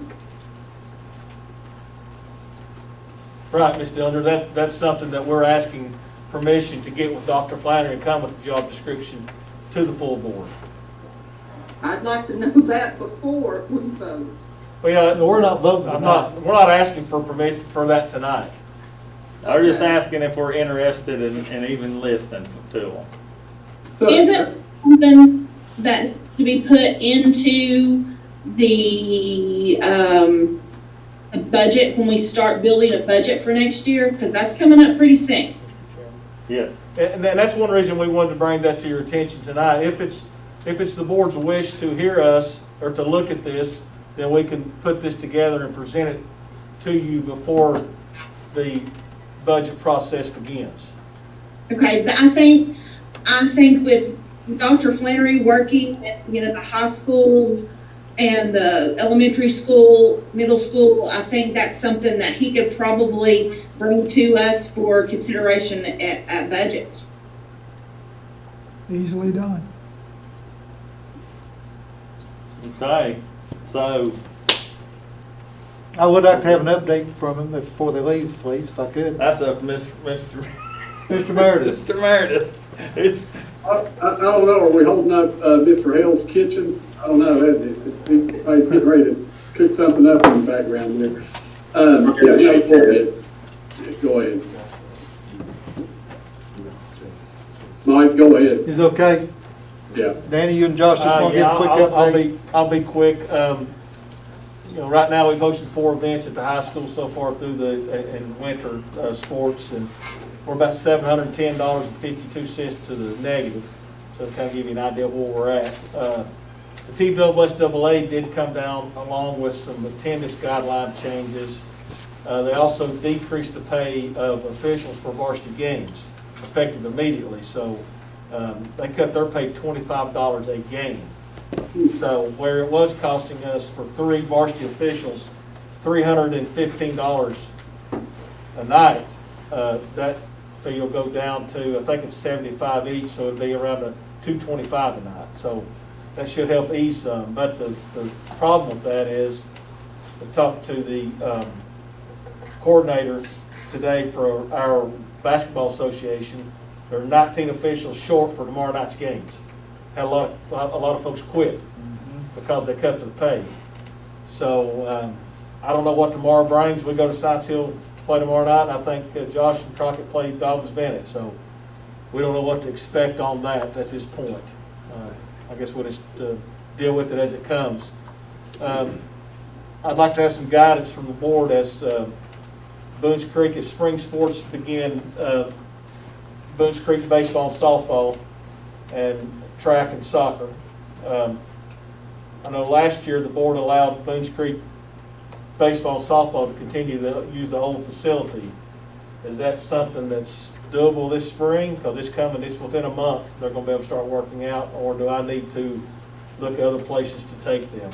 When do they start their spring practice? Well, actually, baseball and softball pitchers and catchers can throw as we speak. Yeah. I mean, they could be working out right now if they're not in another sport, but the first official day of practice, I think, is around the first week of February. So it's within a couple of weeks. So. You talking about I the old think we Boones should Creek let them Middle? use it. I'm sorry. You talking about the old Boones Creek Middle facility? Yes. Who's gonna cut the grass? Well, that's what I'm asking. I'm looking for direction from the board. I mean, I can get with Mr. Patrick, Mr. Teague, and maintain that facility up there.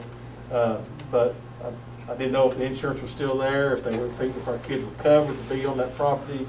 I wasn't sure. What are you gonna do when we sell it? Well, then I'll have to adjust. Ready to go. Yeah, but I mean, that's what I'm asking tonight. I mean, if I take them to another facility, they're gonna play their home games at the North Complex at Ridgeview. But right now, every day after school, Ridgeview and Gray are practicing there. So if I brought Boones Creek in, they would have to practice later at night, which we know how spring is in East Tennessee. By the time the sun goes down, it's back down to freezing.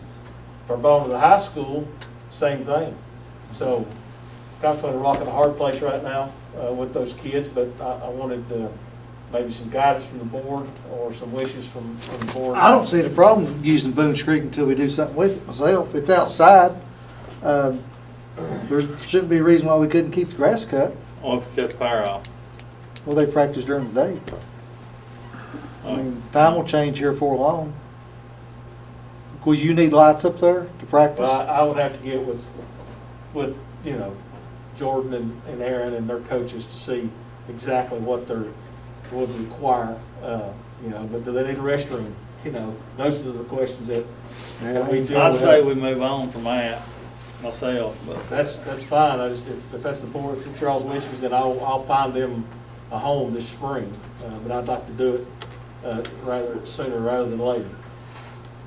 I know it's not up to us, but does anybody know a timeline as to when the commission is going to be doing something on that field, or just, What, the anybody know anything? The grading's done, they're going We're great. working on it as we speak. It won't be ready this They're spring, working but on it's it, close. okay. Yeah, but it won't be ready this year, will it? No. It'll be ready in the fall. It'll be ready to fall. All they did was Be approve ready in the the fall, well, first phase. that's good. They got the asphalt down on the track. My only thing is, do you have any options besides Boone's Creek? He gonna have to Right now. find one if we sell. Yeah, I mean, I I'm gonna have know, to- right, but I'm we'll- talking yeah. until Yeah. then, I mean, Well, Well, Be a review. we'll have to piggyback on top of another school, another facility, whether it be at the high school, and or whether it be at, because Gray doesn't have a field, right. so they, you know, their They're at home's, Ridgeview. their home's Ridgeview. So, But you're saying next year won't be a problem because no, this spring. It's just this spring is what I'm, we probably ought to let them do that's what I'm it. I saying, mean, just until we do something, they need to use Boone's Creek, in my opinion. Well, let's just see how our vote goes on what we're gonna do at the school building. If we're gonna tear it down, cut everything off, then it ain't an option anyway, right? Right. And then if it, because that'll answer it regardless, don't you think? Well, the only thing, they just won't be messing with the field. Yeah, but they want no power, want no Well, bathroom, won't have They may nothing. have to adjust from there. Yeah, that would matter, yeah. That's what I'm saying. Yeah. I think we just need to say, yeah, use it, but may not have no, restroom. Danny, go Sir? ahead and count on using it up until the time the school board sells it off from under you. Yeah, Just go ahead. Well, just- Insurance is not a problem, the insurance company's good. Okay, I just didn't want to The put, only thing you got is figure out who's gonna cut checks. I'll get with Mr. Patrick and with Mr. T. I think Mr. Teague and his whole crew's home with the COVID right They now. think they came back today, was their first day That's back. good news. I think so.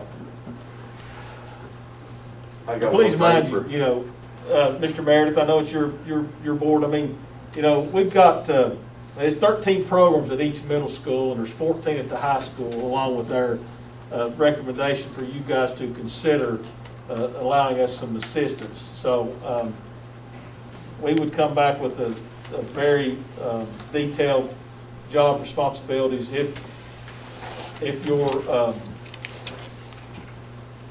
chairmanship would allow that, allow us to bring it back to to finance. No, I think anything that any, any administrator in the system wants to bring forward that improves our product, then by all means, I think all those things should be considered. Thank you, Mr. Chairman. Yeah. Hey, before they keep going, wait a minute, Josh has got Josh, it. I'm just gonna share that, Prince Colley, he keeps adding the awards. He won the Buckets Award for the nation's top linebacker. It's an amazing award to win, one of the most prestigious high school awards you could possibly receive.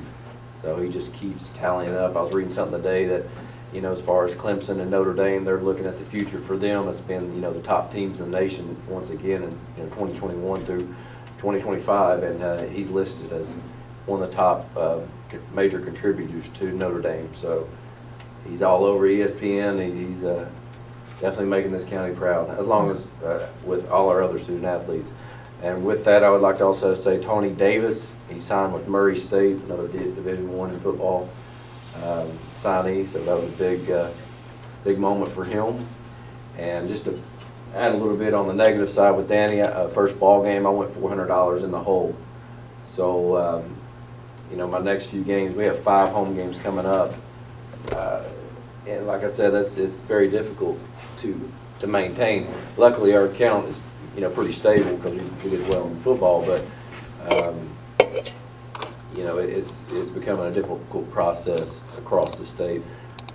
One thing I would like to mention, and I know I talked to Mr. Flainer last night, I know it's been spoken already, is I'd like to clarify a little bit on the TSSA guidelines for attendance policy. I know we stated that student athletes are given your biological parent, a step parent, or a legal guardian, but nothing was really specified for coaches, officials, and the media. So are we allowing coaches to have their families come in?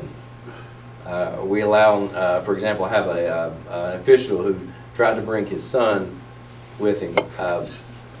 I don't really know, I just need some guidance on how to handle that. I know with the TSSA it changed, a couple weeks ago, but I know we have taken off the immediate family as well. So I'm just looking for guidance with that, and I appreciate all you guys and everything you guys do. Josh, what is the rule for TSSA? The new rule for TSSA, I can read it to you right here, that just came out. It's players, parents, or guardians, and immediate household members, first responders, coaching and team personnel, school game and facility administrators, along with, of course, your athletic officials, media, and athletic scouting personnel. That's the TSSA policy. Of course, they were working with the governor's office to set these guidelines forth. We, however, are taking off the immediate household member. So I'm just, like I said, I'm just looking for guidance, though, on our coaches, officials. If another team personnel wants to come and scout, if another administrator from another school wishes to come, nothing was ever really specified on how we handle that. So I had, other schools asking if they could come. I have other coaches from other schools asking if they could bring their kid. Well, of course, I don't know, because what we discussed, what was stated in the policy was the student athlete. How many you got coming to high school games now? Average. 40. You 40 got to 40, and you Yeah. seat how many? 3,000? 2,500? Well, at third, we were seating 600, a little over 600, but we took the volunteers, we took about 60 people. But like I said, I guess the thing that, just trying to figure out the difference there, and if it's even possible, if we could just follow TSSA guidelines and add that immediate family to that, or just the guidelines that are stated forth by the governor and the TSSA. I'd like to put it on the action item that we follow TSSA Guidelines. In the high Bring it school. up full board. In the high school. But everywhere. With the TSSA removing cheerleading from the equation, which I don't agree with it, but that would limit your capacity as well. And I know that's put forth till January the 19th, I believe, Danny, is that correct? And So- dance team. But I would like to do something Yeah, for our dance cheerleaders and dance team. I mean, they got senior night. I mean, it's something, they need to be recognized as well moving forward.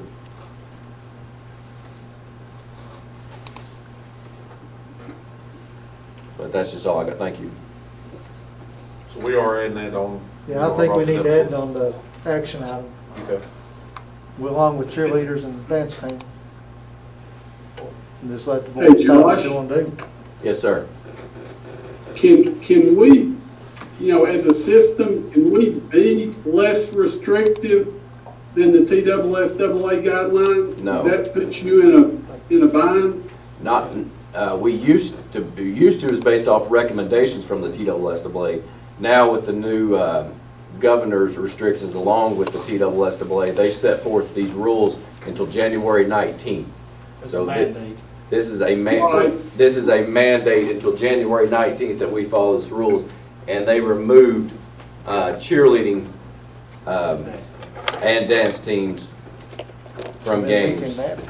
Pardon? Right, can't right, add but, you're not We can't advocating. add cheerleaders and dance team. No, cheerleaders back not in if they there, say is no, it? we can't No, say yes. after January 19th, I don't know what's going to happen. They may let cheerleaders come back in, but all I'm saying is right now, I would like to have something clear for our coaches, our officials, our team personnel, because like I said, the policy that was put forth last month was, you know, for our players. So I don't really know what to tell, you know, my coaches on who they can allow to come in. And furthermore, what I'm saying right now is I would just like to follow TSSAA guidelines moving forward until that changes from the state. Does, when you read the TSSAA guidelines, I didn't hear visiting coaches or scouting coaches were,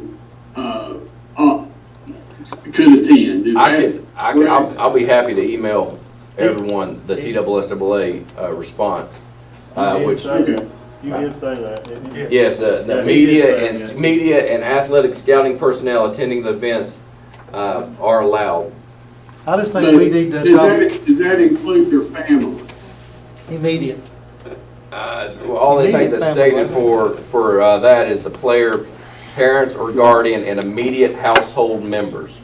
Now, that does not state, that does not state for athletic scouting personnel to bring in their families, no. So I'm assuming that would not be allowed if a scout wanted to bring in their kid. Hey, I got two more things for him, and then I'll be quiet, Mr. Chairman. That's good. I got one. Mike's got half of one. When you're done. When you're done. Did we, are we live streaming or videoing any of the games? I know Ballot Health had talked about providing the infrastructure, not the personnel, but some help in being able to place a camera in the gymnasiums where you could see, I mean, you could see from goal to goal. And I don't know if anybody's doing that or not. Are we? Yes, sir, we are. Okay. We are. And then the final thing is maybe if Kelly keeps on the right track, we'll be seeing Prince Colley in a national championship game in 2 or 3 years. Oh, right. Hey, he's a stud. Thank you. Let me throw one on that. On Mr. Irvin's request, if we vote on that, and if that passes, I think we ought to add the Pioneer Shooters and Boone Ballers. And middle schools. And middle schools, all of them. If we're gonna do it for one, we do it for all, on what you were saying. Well, I said high schools and he said all. Okay, so Well, everybody. on the smaller gyms, if they're not playing, they'd still have to leave, correct? Yes. I mean, I want to make sure how we word it. We don't turn Well, let's do it right this time. Yes. For the third. If you don't care. Yeah. This is a cause we get. So, are there cheerleaders at Pioneer Shooters and Boone Ballers? Well, you said TSSA said. I told them today, That they're no. not schools. Sir? I told them today, no. I just make sure we clarified that. Everything, it's straight up and down. Yeah, the comptroller's office itself interpreted to say no cheerleaders, so I just told them no. And in essence, really, at the high school level and probably at the middle school level, I hate that those kids aren't getting to participate right now, but it's probably not going to increase our numbers anymore with allowing household members in than what it was when those two programs were getting to participate. So it's kind of a wash there. My only question, I could put this on action item for finance or whatever, but I know when we started this limited seating for basketball, us as a board did agree to help them with the payment of the refs. So I think we need to step up to that and go ahead and send some money. I don't know how much, maybe they can tell us. I can give you everything to a T. We'll be happy to present all that. So get us a number before the meeting. And now, when then you we say can- just referees, not. Oh, your expenses. I won't say your expenses. Gatekeeper. Now, is that something I gotta have so we'll need the information before the meeting, then we'll need a motion for exactly how You much. need to send me that information forward to the board. And then Hey, As of, Jason? Yes, Mike, sir. Yes. Mike, are you saying that we end up supplementing the referees' pay, that additional $25? No. I'm saying, let Danny and Josh tell us their expenses because they're so far in the red on their Okay. school expenses of the ball games. Gotcha, Because of okay. You limited, guys are gonna limited make a attendance. request for funding. You'll fund it through me, and we'll get it in front of the board Okay, so Thursday. I'm a little confused because Josh said that, you know, he was good that he had his money from football. So if we're going to ask that, can we see, what they have left in their accounts? Well, do we need to drain them? Well, because they got spring sports I coming don't up. want to drain them, I just want to see the information. Mr. Hale's got that anytime he wants it, I assume. 24/7. Thank you. Okay, Just for clarification, we're getting what they've lost up to this point to supplement them back, not Not- for future, I mean, and come back maybe once a month or whatever, not just figures of what projections they're gonna lose, correct? I think we ought to have a little bit of a projection and Yeah, I then think you need, if you run short, take it out of your football money. you know what you got coming up rest of the Yeah. season. That way we don't have to keep revisiting. And you know this. your per game What do you think, expense. Seth? I mean, I mean, I don't know what money we're talking about, so I guess. Well, like right now, Danny's 700, he's 400, so I mean, it could be $2,000 or $3,000 a piece. That's just chicken scratch, that's my bookkeeper right there, that breaks it all the way down for Oh, this okay. instance. But I'll get it more professional. Dr. Flannery just can give get Dr. that. Flannery Yeah. and he can present it Yeah, to And us. you'll have it before the board He don't- meeting next he week. don't- that's- But, yeah. Okay. I have another question. Would the middle schools be in for reimbursement too, or is it just the high schools? We'd It'd be all of them, Lynette, I would I think. mean, the middle Okay, school. I just wanna They make have- sure. They have their own expenses too, and they can, We can get with them and get the same information back to Dr. Flannery, is that what you would do? yes. Thank Yeah. you. Cause is Cody losing money? Could we ask him? He can answer us. He'll tell you yes. Yeah, I'm sure they all are. I mean, ain't nobody Well, there. there's nobody there to pay the Ain't no bill. principal ever gonna come down there. Yes, We've sir. not had any Oh. fundraisers, so we've not had kids in the building to do fundraisers. So every principal, every school is probably down in every account that they have. No doubt. So here's another thing, is you're talking everything. I mean. You don't have to vote I yet. mean, you know what I'm saying? Exactly. Chairman, one more thing, and I'll leave it on. To go back to what Mr.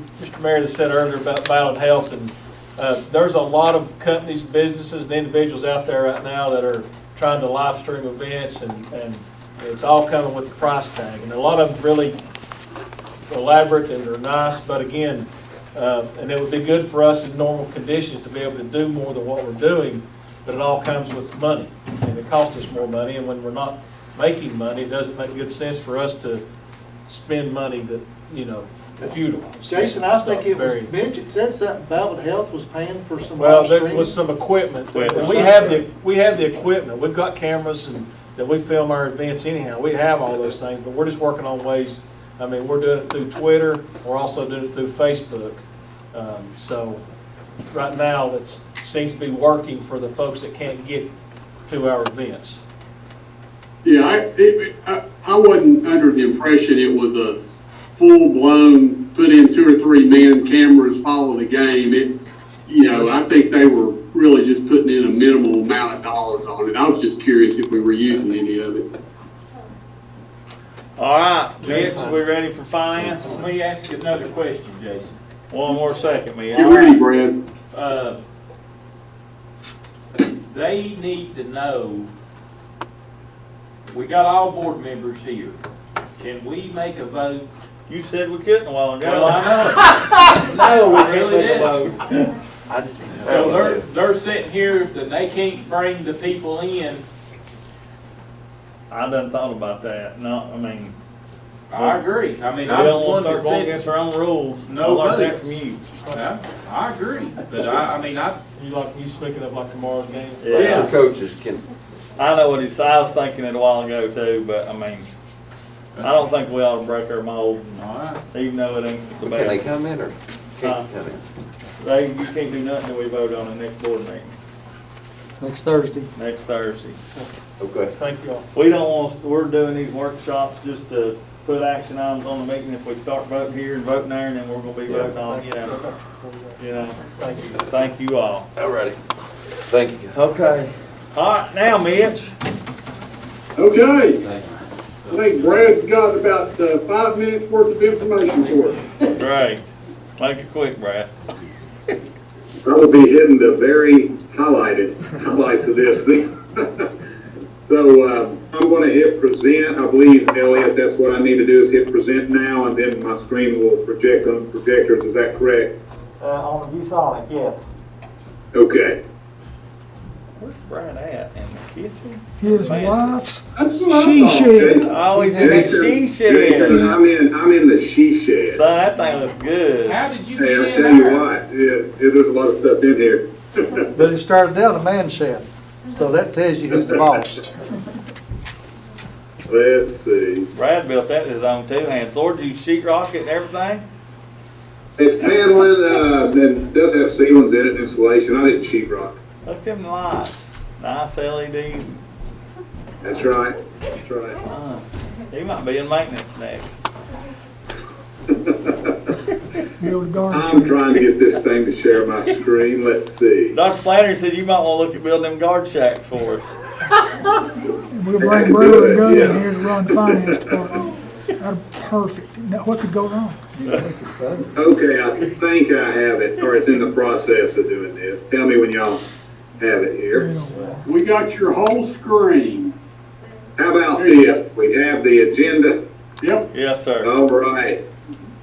I won't take time to go over this, but we'll hit the highlights of general fund, federal fund, nutrition, and we do have the FY21 budget amendment number 1, which is typical for this time of year. Go into the next tab, and I will blow this up because that's even small for me.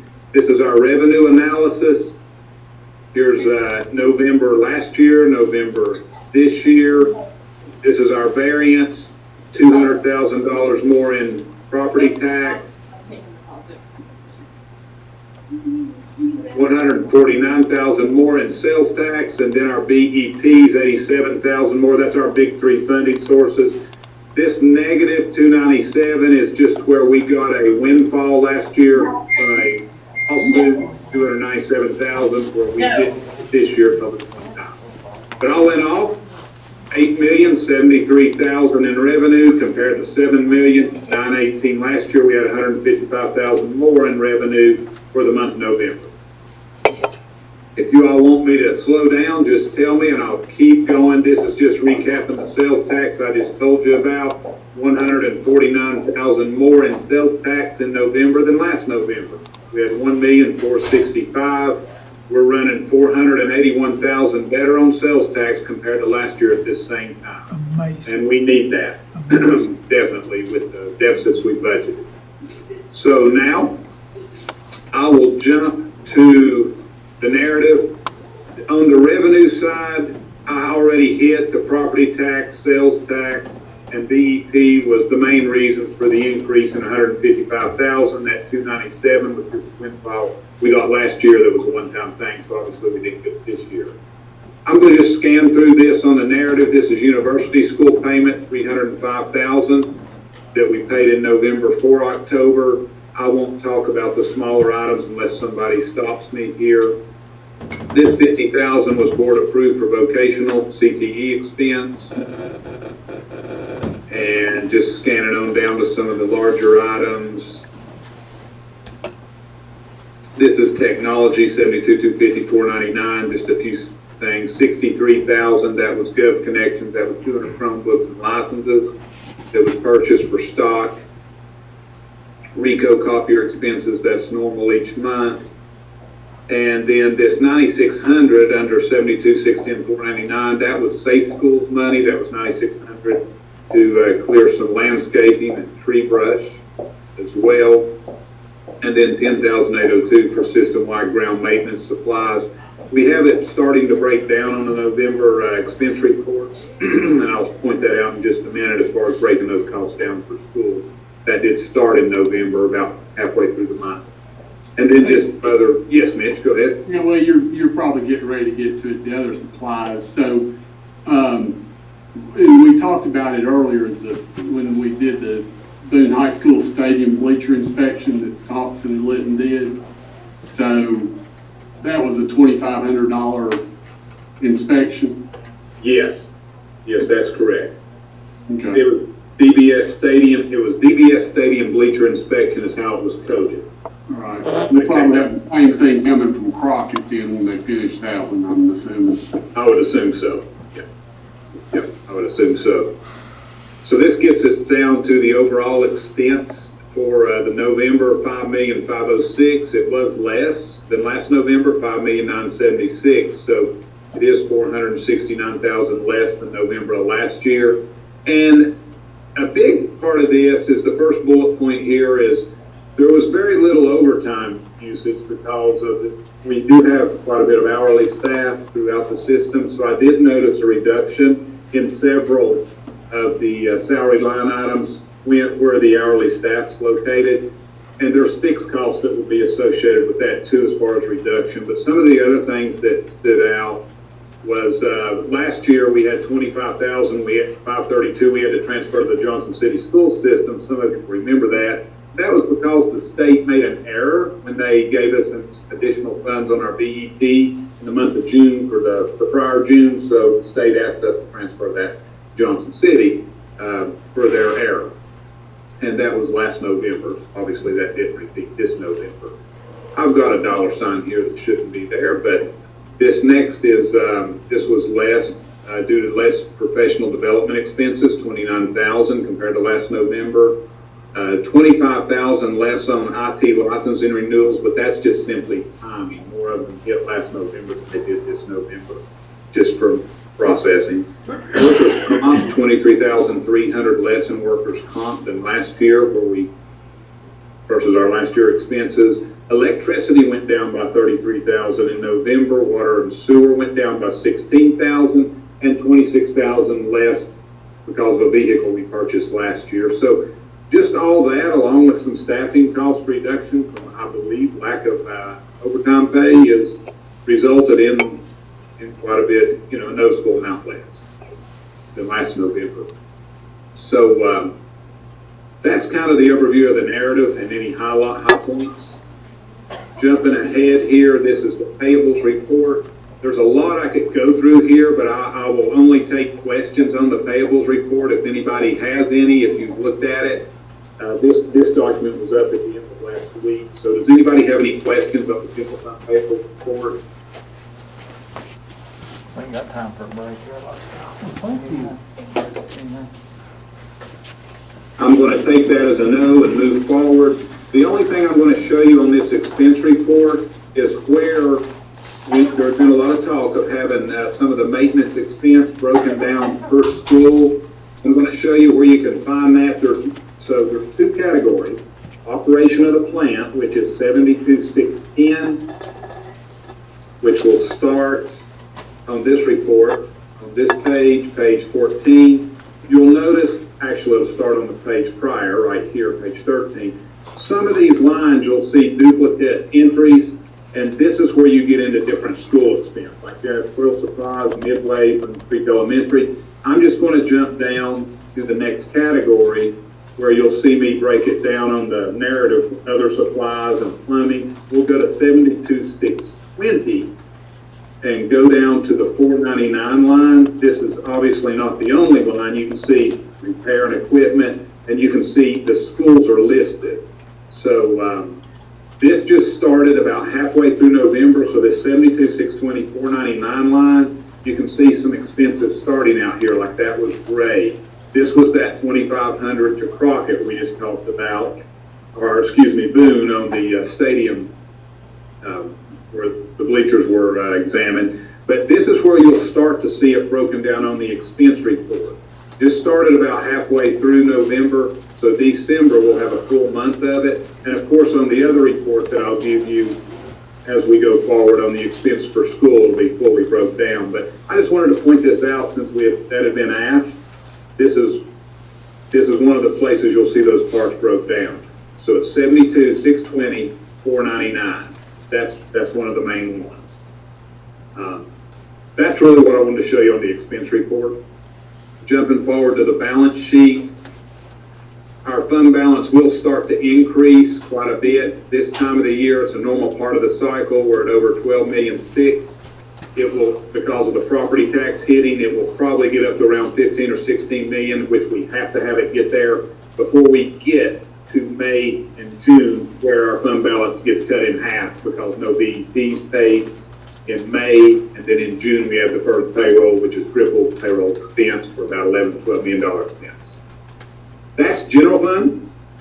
I'll go on to the federal fund, and really we just talk about the payables report. I won't go through all these because of time unless there's questions, but on the federal fund payables report, all these are reimbursed at 100% because they're in line with the grants. So total $133,000 on the payables reports for federal projects for November.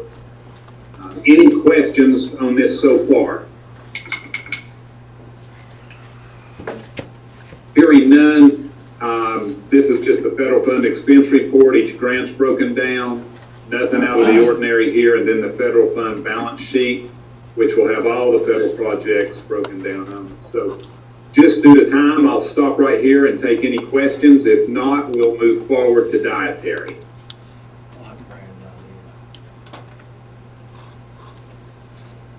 Hearing no questions, I'll jump ahead to dietary. The dietary overview on these charts, let me know if you all have any problems seeing these, and I'll make them larger. This is just an overview of revenue and expenses in November. Revenues of $290, $918, expenses of $231, so added $59,000 to the overall fund balance for November. And then this is just a revenue comparison looking at prior years. Obviously, we had a spike last November that was abnormal. The 290 we got this November's a little less than FY19 and pretty close to FY18. So close with 3 out of the 4 years. This is the fund balance slide that we do focus on. So this brings the fund balance of dietary. This line represents FY21. You can see it has risen most every year for the last 4 years. This was last year, FY20, where it peaked at $1,392,000. Came in at July and August higher. We're still holding this about $1,333,000. So that is the unreconciled dietary fund balance as of the end of November, a little over $1.3 million. I'll stop there, and I will, the next thing we have is the budget amendment, but I will stop and take any questions, and if no questions, we'll move forward to the budget amendment that will be an action item for the board meeting. Anybody got a question for Brad? Carry on. Carrying on, okay. So this is the main budget amendment document. You're used to seeing this format, and I will go over the details on the next tab, but just point out a few things about the approved documents. So our approved budgets here in the shaded column. This column represents any changes. This will be the new budget, which will be FY21 Budget Amendment 1. There's some changes you'll see in revenue because we had some insurance money that came in. We have grants that we've got approved since the budget. So we do see an increase in our revenue. And this $513,000 I need you to focus on, that is additional fund balance pool that we're budgeting. So that means our fund balance would be, we budgeted to pull $3.44 million from it. This budgets us to pull $3,953,000 from it. So it's increasing that. And those two items, $500,000, we'll get to on the next page or on the next tab, is for in case you decide to go with the filter systems for all the schools in the system, that ionization filter system. If you use school funds, $500,000 will be earmarked to do that, should you decide to do that. The additional $13,100 is for the David Crockett High School dishwasher. Almost all of that was funded, but there was about a $138,000 job. $125,000 of that was the grants. $13,100 is the additional spend that would need to come from fund balance. Everything else, as far as the budget amendment goes, is neutral, meaning it's coming from other places in the budget or new grant money offsets it. But overall revenue, I shouldn't say revenue because overall revenue was $70,682,076. 770, we budgeted $3,440,000 for fund balance, meaning $74,123,304 was the amount of funds necessary to cover the expenses. The revenue, because of the grant funds that we've received, has increased to $71,075,147. New fund balance budget in the pull from the bank account, $3,953,000. Total budget, $75,028,781. Most of this increase is non-recurring items. I won't go over all these. I'll go to the next tab, but you can see when you go to this and you see parentheses in this column, that's a reduction. For example, we were moving $50,000 out of this medical insurance line, another place in the budget, was budgeted at $4,359,000, now $4,309,000. We had the funds to do that because medical insurance was budgeted a little higher based on the information we had. Now in this case, there's no parentheses, so this is increasing the expense of this line, 452 up to 507. So that's the format you'll see if you go through this document. Now, for the sake of time, I'm going to go to the summary. This tells you what all we've done. This breaks it down into the line. So the air filtration project, this 3,900 line, that's to pull from fund balance, 500,000. Remember, back on this page, this is the 39,000 line, 39000, and then an extra 30. So that's how you can tie it together.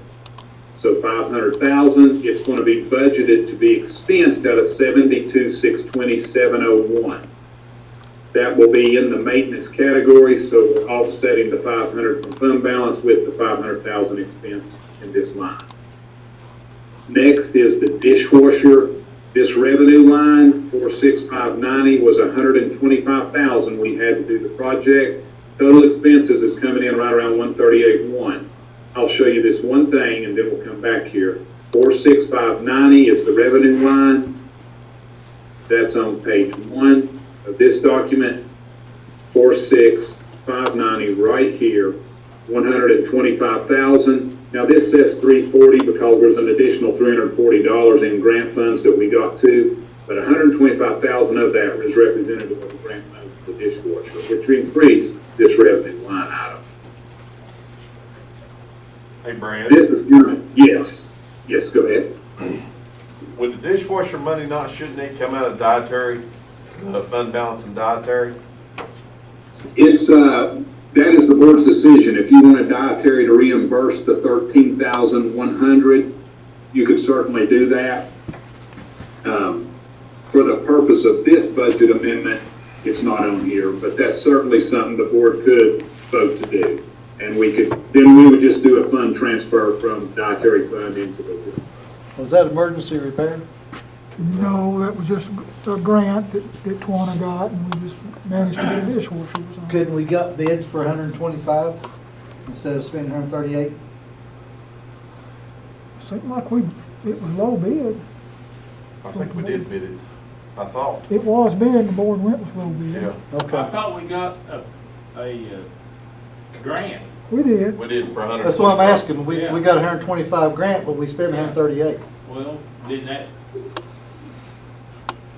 $12,000 needs to come out of our fund balance? No, it Needs needs to to come come out out of of dietary's fund balance. Right? The $13,100. I feel like it's a maintenance issue. I don't. But they got 1.3 million. I just thought that 13,000 ought to come out of them, my opinion. Yeah, me too. I mean, I probably just take it out of our, if you want, it's a maintenance issue, so. Well, it's maintenance on. maintenance The on dietary. dietary. It's maintenance on. Do we pay Crockett High for, School. do we pay for all her maintenance? No. She's She got her own does. people, and she picks up the tab for Well, them. she needs to pay for it, in my opinion, I too. do too. Can we at least put that on there as action item? I mean, that's the way I'd want it to be. So how do we need to do that before What's the action item? the 13-1 13-1 budget amendment to come out of dietary? rather than our fund balance. Is that okay, Well, Brad? what you would have to do, you probably have to transfer it. We've probably already paid for it, haven't we, Brad? Yes, that's correct. Oh, I mean, what you'd have to do is just have a transfer from dietary back to the general purpose school fund to the amount of the delta. That's correct. Which you could do. I mean, Well, so if you want to make that an action item, I'm sure. I know that we're spending, why? we spent money, we're trying to spend money on redoing the kitchens and stuff, and that's coming out of our balance, not hers. So this is, I think she's financially okay though. well, and eventually we'll probably use some of it. Well, we need to. Mr. Chairman, Yes. I think I've expressed this before, but I know after our finance director, my preference would be to capture all, 100% of the cost of operating the cafeterias and dietary within the dietary fund. And to the extent that revenues aren't sufficient to cover that, then we make an individual or a special transfer from the general purpose school fund to cover it. Right now, we've got, all the dietary health insurance is hitting the general purpose school fund. Some of the salaries are hitting the general purpose school fund. Some of the salaries are in dietary. Now we've got repairs and maintenance that are in both places. So, what does it cost us to operate the cafeterias? We don't know. Well, that's a good We have to question. do a lot of work. So if you put it all within the dietary fund and then simply transfer $500,000, $1 million a year, whatever it takes from the general purpose school fund to dietary, then at least you've got your numbers all captured. How do we go about that process, Mitch, of finding that? Well, I think it's a matter of, Brad would have to work through the mechanics and the logistics of making those expense charges each month to the dietary, coming out of dietary, and then, to the extent that you're short, the general fund would have to, the general purpose school fund would have to, transfer dollars over there to cover it. Brad, we've talked about this a little bit before, and I know it's probably not a super easy thing to do, but I don't know that it's impossible. Yeah, and I would want to finally get the auditor's final opinion, because they have told me no other system budgets as their dietary like that. Certainly doesn't mean it's the wrong thing to do. I would just want to make sure, for the purpose of the auditors, they were Right. On board with it, because it would make their audit reports a little different, because right now they tease that out. So, but I'm sure it's doable, but I'd certainly like their input before we would make a decision. Sure, I would agree, yeah. It'll be a budgetary, it's not something we're going to do this year. It would be something that I think that we would put in place for FY22. Getting back to your action item, Mr. Chairman, I think the issue is do you want to have dietary reimburse the general fund or the general purpose school fund for this difference in the dishwashers? Mr. Mayor. Yeah, Mr. Hammonds, Mr. Meredith, Mr. Hammonds has a question, it sounds like. Well, I tend to agree with Mitch, but because we do this, our salaries paid out of the food service budget. I know the insurance is not, but our salaries paid out. Every salary is paid out of food service with the exception of the dietary director. Okay. So I know in the past, I think we've used maintenance budget for repairs in the cafeteria, like dishwasher repairs and stuff. Wouldn't it be better to come out of I agree with Mitch, that stuff should be coming out of the food service budget. Because if they're gonna have a separate budget, and I know it's required, it just, to me, would be cleaner, but that's neither here nor there, but just a thought. You could do that if Philip did allocate staff to do repairs and parts for dietary. Philip would just need to make up really an invoice and what that cost was. I could help him do that with labor costs and everything. But as far as parts costs, then we could invoice dietary. Well, I'm not saying for inside repairs. you know, yeah, food service could pay for the parts, but I'm talking about outside repairs, like I'm sure we have to have somebody come in outside and service the dishwashers if they're down and not under warranty. Sure, yeah, sure. So has that been taken out of the food service in the past, do you know? Because I can't remember. I'd have to do some digging on that when we're talking about, because unless we get an invoice in finance, I would not necessarily be aware of it. So if food service was paying their own, I would have to dig to see. Okay, all right, thank you. Yeah, you don't really have, I mean, you don't have access, or do you, into the food service? I mean, y'all are running two different general ledger systems, aren't you? Yeah, but the state auditors told me I had to have access, so I have full access to food service. Because the comptroller says it doesn't matter if we have a separate system, that I'm, as the CFO, still responsible for the finance portion of that, along with of course, the director of school responsible for everything. Right, that's right. But, yeah. Okay. Okay, what else we got? Well, on this sheet, the rest of this, really, most of this is just extra grants. A lot of this is small dollar amount. But when you see a line item that starts with the number 4, that's a revenue line item. And then this is the offsetting expense line item. So all of these are additions to the budget. Obviously, these are revenue neutral. We don't know if we'll get these grants next year, but we did this year. Now, this was some theft reimbursement. Lamar had some equipment stolen.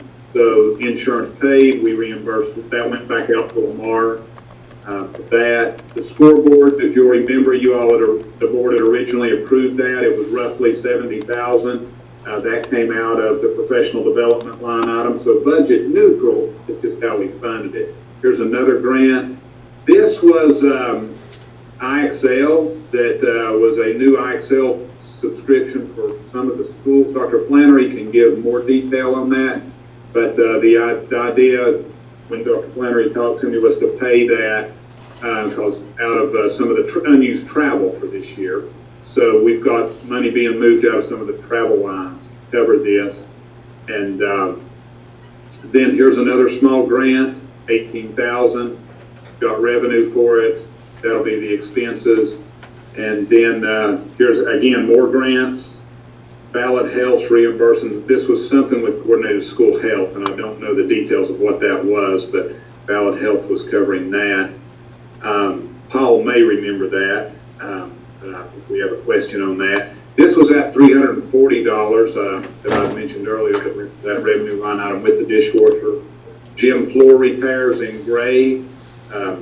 Insurance, of course, came in on that, and that was the repairs on it. Here's a small donation. This last $50,000, moving some of the insurance funds into the IT category, this is for subscriptions, and this is from board-approved subscriptions that have just been added over the years, and last year I had to move funds in there at the end of the year. This is what I project I'll need this year, which means I shouldn't have to move funds at the end of the year. This is just me getting ahead of the game on that, really. So the budget neutral, no additional expenses. This page tells you what's all on the budget amendment from the previous tab. So this report, because it does change, move money from different categories, and it changes the overall revenue and expense, it requires board approval, then it requires full county commission approval to make this budget document binding. Hey, Brad, yeah. go down to page 7, if you would. I just,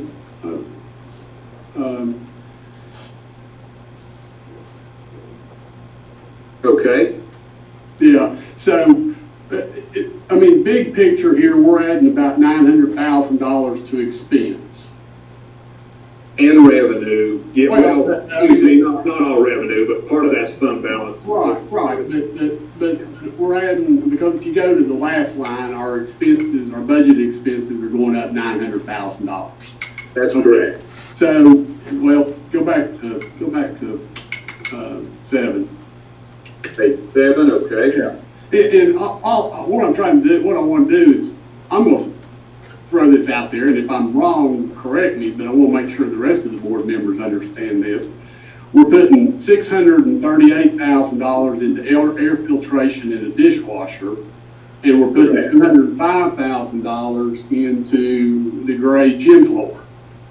That's all not gray gym floor. Let's see. So this one is expense line item, let's go here, 72,620,335. Gray gym floor was part of that. Yeah, So let's go over here and find the three, see here's, okay, the scoreboard's got expensed out of there for 70,000. okay, 623,335. And then the gray gym floor, I think, is the other part of that. okay, so scoreboards and gym, 135. so scoreboards and gym floor, we're at 205. Yep. And then we've got another $50,000-$60,000 or so in IXL subscriptions. And that gets us roughly to the 900,000. That's about right. Yeah, roughly, give or take. Yeah. Okay, so just, I mean, that's why we're having to make this amendment, in other words, is to pick up, to be able to fund those major expenses. Anyway. Hey, Mr. Hale, Yes. the IXL, I'm glad you brought that up. I remember, I wrote that down here and I couldn't read my chicken scratch, but, the IXL, I was told by a teacher after Christmas break that it still wasn't available. And I thought that we had concluded after our December meeting, that was back on, it was on, ready to roll. We did the lower grades with the money the board appropriated. Now we're gonna do the middle grades with this jack of money. And when will that go into effect then? Just as quick as the board finishes with the action item and the county commission, we could probably just go ahead and do it. The county commission needs to adopt this budget amendment. Okay. Cindy has got the contract ready for my signature just as soon as the money becomes available. Okay. I just had some people worried that they feel like their kids may be going backwards because that IXL's been taken away during this time, so. But we've invested close to an additional $100,000 in the last several weeks, including this, so. Will that go into the CARES Act money to be reimbursed back? Because it's a Yes. added tool? Yes. Okay. We'll figure out a way to do a swap on that somehow.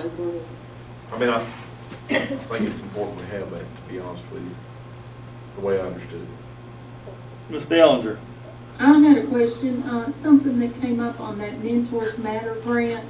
I know last budget season, we allocated some money for Dr. Flannery to implement a mentors program. So some of it is with grant and some of it was from the money we allocated.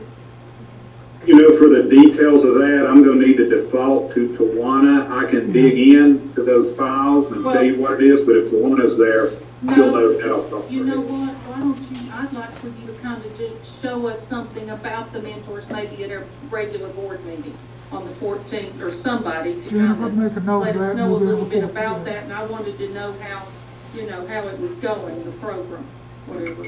We'll get that as part of the director's report at the next meeting, Ms. Dellinger. Thank you. I'd like to know myself. Okay, well, that concludes the budget amendment overview that I have. Certainly any other questions that you have, I'll be glad to take them. But with that, that concludes the finance report as well. So, Mr. Chairman, are we pulling the 15 or 13.8 or whatever for the dishwasher, Crockett? We are gonna put that in there for. That's the action item you wanted to put on the agenda for the meeting. To take it out dietary? Yeah. Okay. I just want to make sure we were clear, we danced. And then, So, go ahead. well, so what I could do is there is an operating transfer in this line. This is page 2. I could add additional revenue of 13.1, which would come from dietary. And we would have to amend the dietary budget for the 13.1 to come out. But I could, that would be the only changes. So Brad, as far as from this document next Thursday, I would just add that 13.1 right here. And that would offset the revenue. if that motion passes next Thursday, is that something we need to do right then, or is that something you're saying you'll do later? I can have it ready next Thursday if it passes, but we could do it at the end of the year too. It would not be pressing to We have just wanna done do it right, now. however. We can do it either way. Yeah, whatever's the right way to do it, that's what we wanna do. Okay. So, Mr. Masters. Brad, I'm just curious about something. Okay. And you may have told us, with us being virtual, how much money have we already saved this year for not being in school? Do you have any idea? I don't have it right in front of me, but we were saving in a few areas, the diesel fuel and the gas. Diesel fuel's the most one. Now, this professional development, this 70,000 that I moved out of it, because we were saving on professional development as far as expense goes, I'm going to have to find it here. That was the most I felt comfortable taking out of professional development, not knowing what the last of the year holds. So I'm confident in saying we've probably saved about $70,000 on professional development. And that's There total, is a, total for the year. so yeah, Okay. yeah. There is a number of travel lines. So see these travel lines here that I took out of? This is what I felt comfortable saying we have saved so far on travel. So in this case, that's 30, 44, 55, $60,000 in travel. So the diesel fuel though, I'm going to say, and I'm going to get Paul to throw in, if Paul Masters is there still, I'm guessing around 25 to 30,000 a month is what we've saved in diesel fuel off the top of my head while schools are virtual. But if Paul's there, have him double check that figure for me because he pays those bills. Hey, Brad, would it be out of line for you just to put something together for all the board members to look at? Sure. On our Yeah, savings to date for the year roughly? Is that all right, Dr. Flannery? We'll do it during the director's report next week. And we'll have it. That'd be easier, won't it? Yep. Yeah. But that's the main savings is the gas and fuel, the gas and diesel, travel, professional development. And we're, it's hard to put an exact figure on it, but I did tell you earlier the salary line items where we have hourly employees. There's some savings there because we're not having overtime like we had before.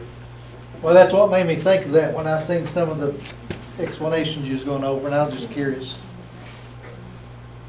Well, there's savings right now, or there's savings a month ago, but fuel prices and everything's jumped 25 cents on the gallon, so.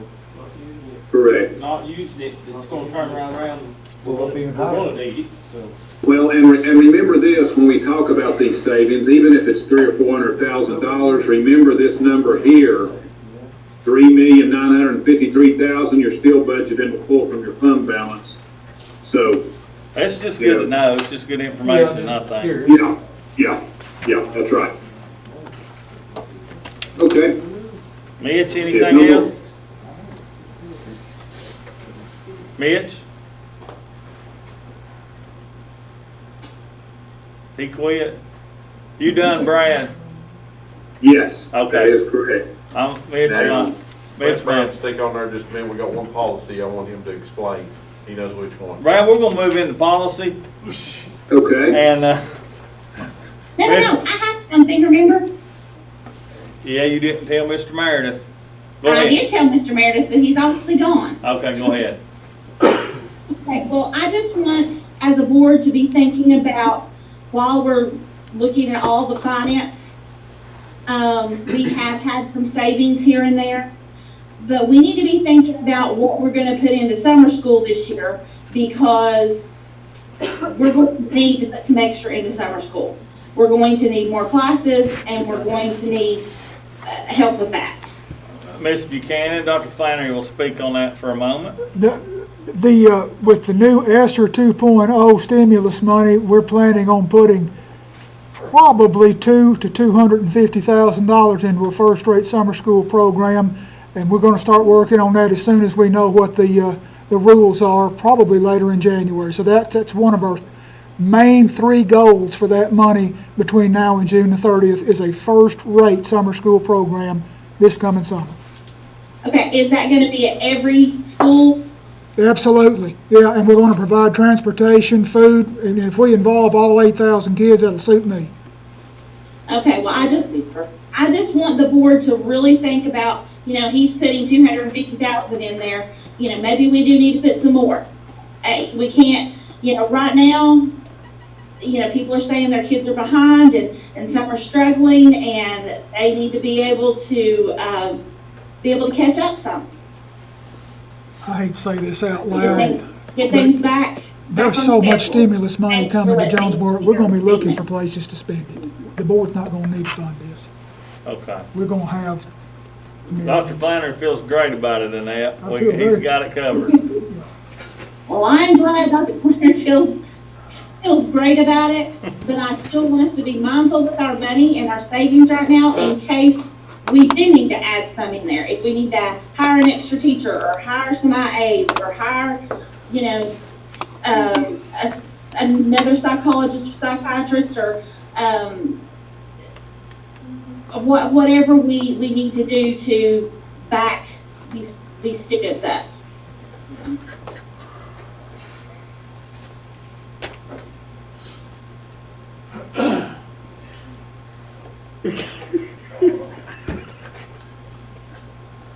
Oh, God. Yeah. Can we take a 5-minute break? Y'all Please. awake in there? What's going on? Let's take a 5-minute break.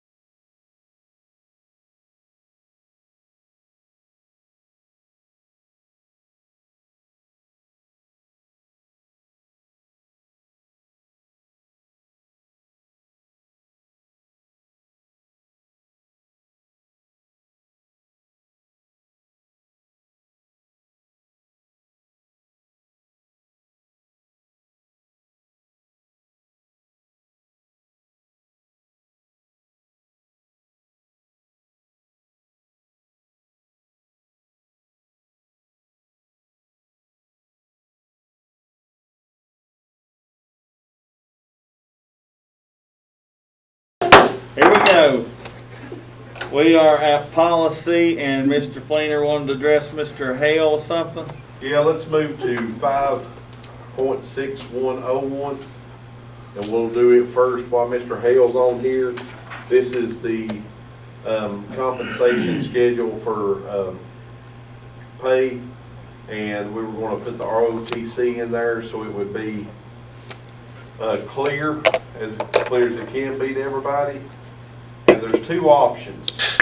The current structure on here, I hope everybody had a chance to look over this in BOE Connect, but the current structure is how we're paying them right now. And we need to add this on here in the supplements so we could actually, this would be for reference from now on for the ROTC compensation structure. Now, if you'll go to page 2, this is how we can act it, or we can word it as of right now, which would be, Brad, can you explain this? This is the actual extra that's given into pay increases that we give to WCD employees, if given, and we add it to the ROTC employees' compensation carrying forward to each year. And the benchmark for calculating the ROTC annual salary adjustment will be based off the certified teacher scale using the 0-year experience dollar amount on the appropriate education level, starting with the bachelor's degree, and adding a 1-month salary to their pay. Or, Yeah, do you want me to project this on the screen, Chad? Or? yeah, if you want to, or well, Elliot's actually got it up there. Okay. Or we can go to the proposal number 2, and what we do is we do away with the extra 1-month salary based on top of it, and we go, I thought we were going to go with the 10-year experience, Brad. It is up to the board. Okay. If you want to do that.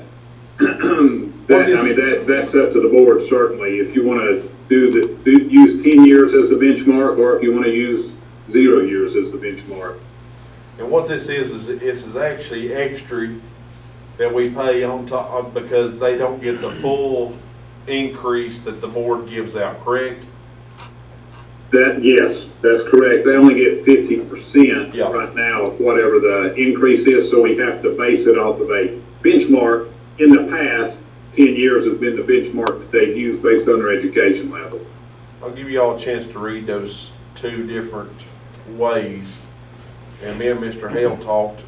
I thought we were going to go, my opinion was to go with the proposal number 2, but I think it was for the 10-year experience dollar amount, which just is a little extra, but we're taking away the 1-month extra anyway for proposal 2. And that's why I thought we had discussed that before, but I know it was before Christmas, Brad, but. And you wanted to go to the 100% raise where they don't get 50%. So in taking away that extra month of pay that would affect their pay when they begin, yes, like your 0, you're saying go give them 100% of the pay raise, not just half of the pay raise. Yes, sir. Like in proposal number 2. Yes, sir. Well, why would we take away a month of pay? Well, it was extra anyway. They're a 12-month employee, ain't they? Yes, they work 12 months. They are 12 months. This was an extra month, is what this was. So that would turn them into a 13-month employee? Well, they were getting the extra month's pay. Their pay is different because half their salary is coming from the military and half is coming from WCDE. Okay, but that would make them a 12-month? The extra month was an extra month. It didn't have nothing to do with a 12-month employee. It was an extra month's pay on top of it. That appears to be what was set up decades ago. I mean, it's just been the way it's been always. We're wanting to put this in here so it doesn't, it's not abused. Is that, well, I don't remember that. I've never heard of anybody getting a 13-month salary. Have you? Well, the supervisors get a 13th month. That happened 20 years ago. Well, this happened 30 years ago, wasn't Yeah, it? it happened. On this. Yeah. It's probably always been that way since we opened the high school. So our assistant directors is getting a 13-month salary? Yeah. And have for decades. Where'd that come from? Where did that come from? Because I've never heard of that. I mean, It's in board policy, and it's been there for decades. I mean, it's right there in black and white, it always has been. Well, is it relevant to the salary amount? Not on here. Not on our, well, ROTC was extra month. But I mean, in the supervisors, they don't get 13, I mean, they get a bonus check, or Ms. Keys gonna explain Or it just maybe. get 12 checks, but What's it matter? Go ahead. I think it's because every salary certified personnel is based on the teacher pay scale. And so in order to increase that pay, and I was not here 30 years ago, that's why they added that additional month, most likely. yeah, So the bottom line is they're getting paid 12 times a year. everybody, every professional employee is 12 times a year. And I guess, Mr. Chairman, I guess we're still challenged as far as being competitive on salaries with Yeah. a competing system. That's what I'm saying, I don't know that it's Yeah. relevant. They're getting 12 checks, call it what you want to. Yeah. Is the so-called 13th month, who pays for that? Is that funded by school system or Yeah. military? We do. Well, It was and an it's actual- all divided out into 12 But checks. in effect, we're paying half their salary. Yes. Well, No, you're paying 100% of that component. That component, the board pays 100% of. The military sets the minimum salary, and the military will pay 50% of what their minimum salary is. Any additional we do, which in the case that Chad's talking about, this is addition, we pay 100% of that component. Not So just- help me, just what are because we you trying to say accomplish here? 60,000. Well, we're just wanting to put this on paper of what we're doing. And from going forward, and I think that's what we were saying, or what I said to you, Brad, was on the proposal too, which will be a negative effect for the employees that are there now. But going forward, if anybody's added, they would be on this proposal number 2. Now, Right, you said to grandfather the ones that were already with us. Yeah, but because you don't I want to need any negatively affect new ones those. going forward, Right. yeah. But this would, if we go with this page 3, proposal 2, only thing I would say is take out the 0-year experience and go with a 10-year. And go with proposal number 2 for the new employees. If we hire any more ROTC people, they would fall under this proposal. The ones that are already here would go through page 1, which is what's already there now, but we're gonna put it in the, so are we gonna bring a new proposal to the board meeting, or put it in BOE Connect to vote on? yes, proposal number 2, although changing the 0-year to the 10-year. Is that okay, Brad? Yeah, I've already got it done on my end, and I can project this on there. So we're just on proposal 2. We're going to base the benchmark on a 10-year experience level, Yes. based on their appropriate education level, when we calculate the yearly raise. Now, we do need to put page 1 in our policy manual just for the 4 employees that we have at this additional time, correct? And so we've got 4 employees now. Yes, but I mean, they need to go by page 1, and page 3 will be anybody that comes on if somebody leaves or if we hire an extra one, correct? Yeah, on the page 1 where it says current, Yes. that will still apply to the current employees, and then we could put on page 3 under proposal 2, a start date for new employees of whenever the board approves it. If that's Thursday of next week, we could put a start date of that for any new ROTC employees. Yeah. Now, who's gonna put that in BOE Connect or something? Ashley? So I'll we'll put it have, in there on first reading. I can update the document and send it to whoever you want to put in there. And I just soon pass it on second and final and be done, because if you got any questions, reach out to Brad. If because he went over with me. I understood it after talking to him for 10 minutes or so. But That shouldn't take us long, yeah. yeah, it should. Okay. All right. Is that it on that one? Yes. Okay, the rest of this will be really brief. Charter schools, no changes from first to second reading. Same as the last time you saw it. 4.400 textbooks, instructional materials, and take-home instructional technology, no changes from first to second reading. Instructional materials needs to be deleted if 4.400 passes on second reading because it was absorbed into that policy and we do not want duplicate policy. And then the last one, 6.709, no changes from first to second reading. We just grouped all three of those for second reading, second final reading. I would. And an action item. Is that okay? Yes. And then the one for the Right. So we're gonna put that on one action on the agenda, Please. under policy for Mr. Flinger. And then, all right, you done, Chad? Yes, sir. Oh, good. Calendar, who's over calendar?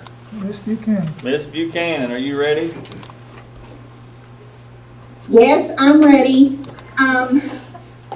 Can Dr. Please tell you where to put the final results? We did a voting online so that we could mark off all the teachers, and we ended up choosing company, and those should be put in, should have the result in BOE, and you should also have the calendar in BOE.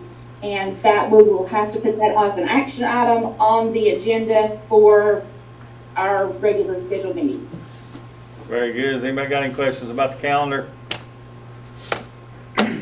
We'll get you all that information about what they look like between now and then. So Okay. you What were the numbers? Was it close or? know, it wasn't close. 72 to 28. You know I'm getting ready to do this. Version B. You know I'm getting ready to do this. I'm sorry. I said, you know I'm getting ready to do this. Yeah, you're fixing to get some. All right. Our meeting is, Hey, Jason, let me say one other thing before you adjourn. On the dietary, the 13,100 on the dishwasher, Caitlin had texted me and she had every intention of paying that out of dietary. I just failed to probably recall that detail and put it on the budget amendment, so she's in full agreement with paying it anyway. Just wanted to let everybody know. Shay. Hey, Mr. Chairman, Yeah. I did want, and I meant to do this on the first meeting, but I got a few phone calls today about the new requirements for the virtual learning.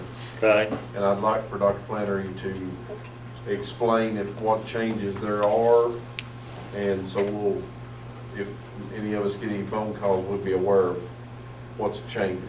Okay. Can we, I spoke to him earlier about that. It's up to you. please? I got some. That's a very good question, and I appreciate the opportunity. I actually got two kind of different scenarios. Ashley, you want to go first? I mean, this kind of started at Boone, and Crockett thought it was a good idea. So go ahead and comment. Boone ran a pilot for half of November. When we went off of staggered and back to full virtual, Mr. Campbell spoke with Dr. Flannery. It was his idea, Mr. Campbell's, to run this pilot at Boone on synchronous learning to see how things would go. And so students were required to log in at the beginning of each period, and teachers were required to teach for approximately 30 minutes. They could teach longer if they wanted to, but they did not have to. They did need to stay there in case students had questions. And it totally changed the teacher morale at Daniel Boone. It totally changed the instructional culture at Daniel Boone. We were looking at 95% of students in classes logging on and participating in live Google Meets. I mean, just, it was amazing what was happening.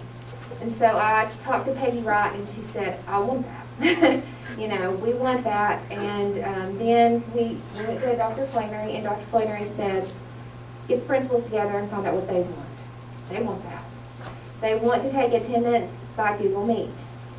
Then, you all know from the get-go, I have been all for, what about kids who cannot get on at that time? What about kids who are taking care of younger siblings? We created a hardship application online for parents to fill out, explain the hardship, and the principal can approve it. I have looked at maybe 10 hardship applications for Crockett. I thought it would be larger than that. 8 of those Wi-Fi issues. Well, we have an abundance of Khajiits right now, so the principal can easily take care of those. So we're not talking about a lot of students who cannot get on for live instruction. Teachers will no longer have to worry about after hours answering students' questions all throughout because they weren't there for the live instruction, and that was proven at Daniel Boone. It just totally changed. Teachers were happier because they could teach like they were doing in their classroom, but with their Chromebook. I had an evaluation I did, synchronous learning, and I asked the teacher in the pre-conference, I said, how are you using a word wall for virtual learning? You know, she's like, I pick up my Chromebook and I walk to the wall. Duh. And it was just amazing because she said, I try to bring everything back into the 4 walls that they're used to, even virtually. So what we did then is I prepared the hardship application and I drafted a letter. Elliot, if you will go to the Washington County homepage, I would like to direct you to where that letter is in case you do have questions about the expectations. They are typed up in the letter for families. I think it's the 2nd or 3rd item down on the Washington County homepage, so if you scroll down. Keep going. That page looks different than my page. Might be where it's on the screen. No, it doesn't scroll. It might scroll across. Click on news and announcements and see if it's there. Because on mine, I just click the main page and it's the 3rd item down. So I think it's where that one's. Yeah, scroll down. It's the 3rd item down. Just an FYI, whatever you're showing, those of us virtually can't see it. Okay. Well, Mr. Meredith, if you want to go to the Washington County homepage, it's the 3rd item underneath the scrolling announcements.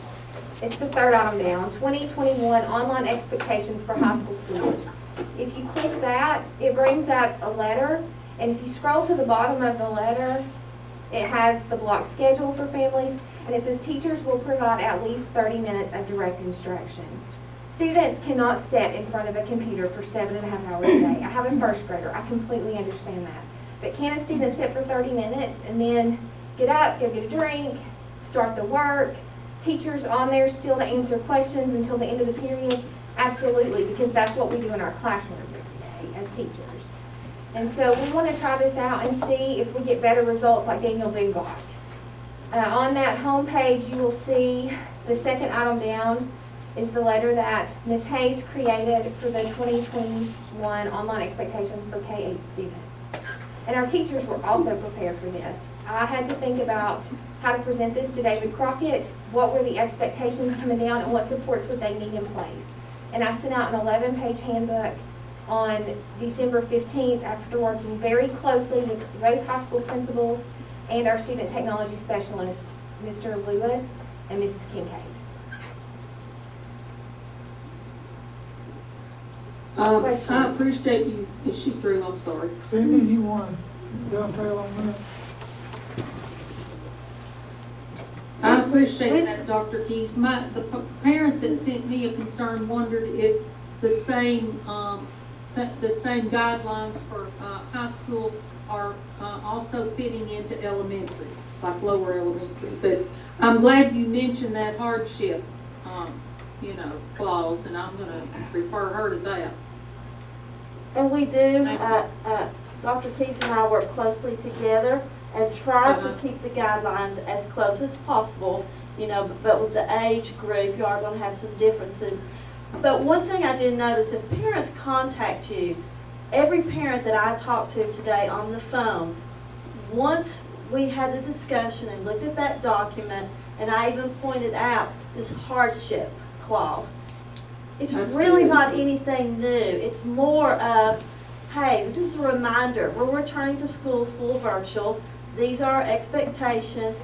And the only big change is we would like to see your child's face. We're trying to promote that engagement within our K-8 world. And I've even shared this with the principals. We all came up with these together, but we tried to mimic and follow as closely as we could with the high school. Once parents read through it the second time with me, they had that aha moment. Oh, that's all it's saying. You know, right now we're all on guard a little bit when we read something the first time. We have a tendency to pull out the negative part or read it incorrectly. And I think that's what happened with some of them. It's been out on the webpage for 2 weeks. They've had a chance to read it. Some panicked, I believe, and just read it today and thinking, oh my goodness, I've got to do this tomorrow. But principals have already talked to many, many families, and they're still doing the same thing. We're already aware of those hardship cases where they cannot get on Google Meet Live. But we are trying to promote more of an interest for our K-8 world to try their best to get on the Google Meets and start interacting with their teachers and fellow classmates. So it's not really anything new. That sounds great. Okay. A lot of people thought they were supposed to be on from 8:30 to 3:30. Right. And that's not the way I understood it, but I just wanted to make sure everybody was crystal clear going forward that that it really wasn't a whole lot of change. The way I understood the cameras would have to be on where they didn't have to be on. So And you read that document and you'll even see we're at least 30 minutes in the Yes. K-8 world. and that's pretty much what they're doing anyway. Right, right, nothing's really changed. All right, anybody else? Me. Okay, Annette, and then we're out of here. Thank you. So I have a comment and then I have a question. So I've had a lot of concerns over the letter that went out. But mostly it was because they were already in a routine.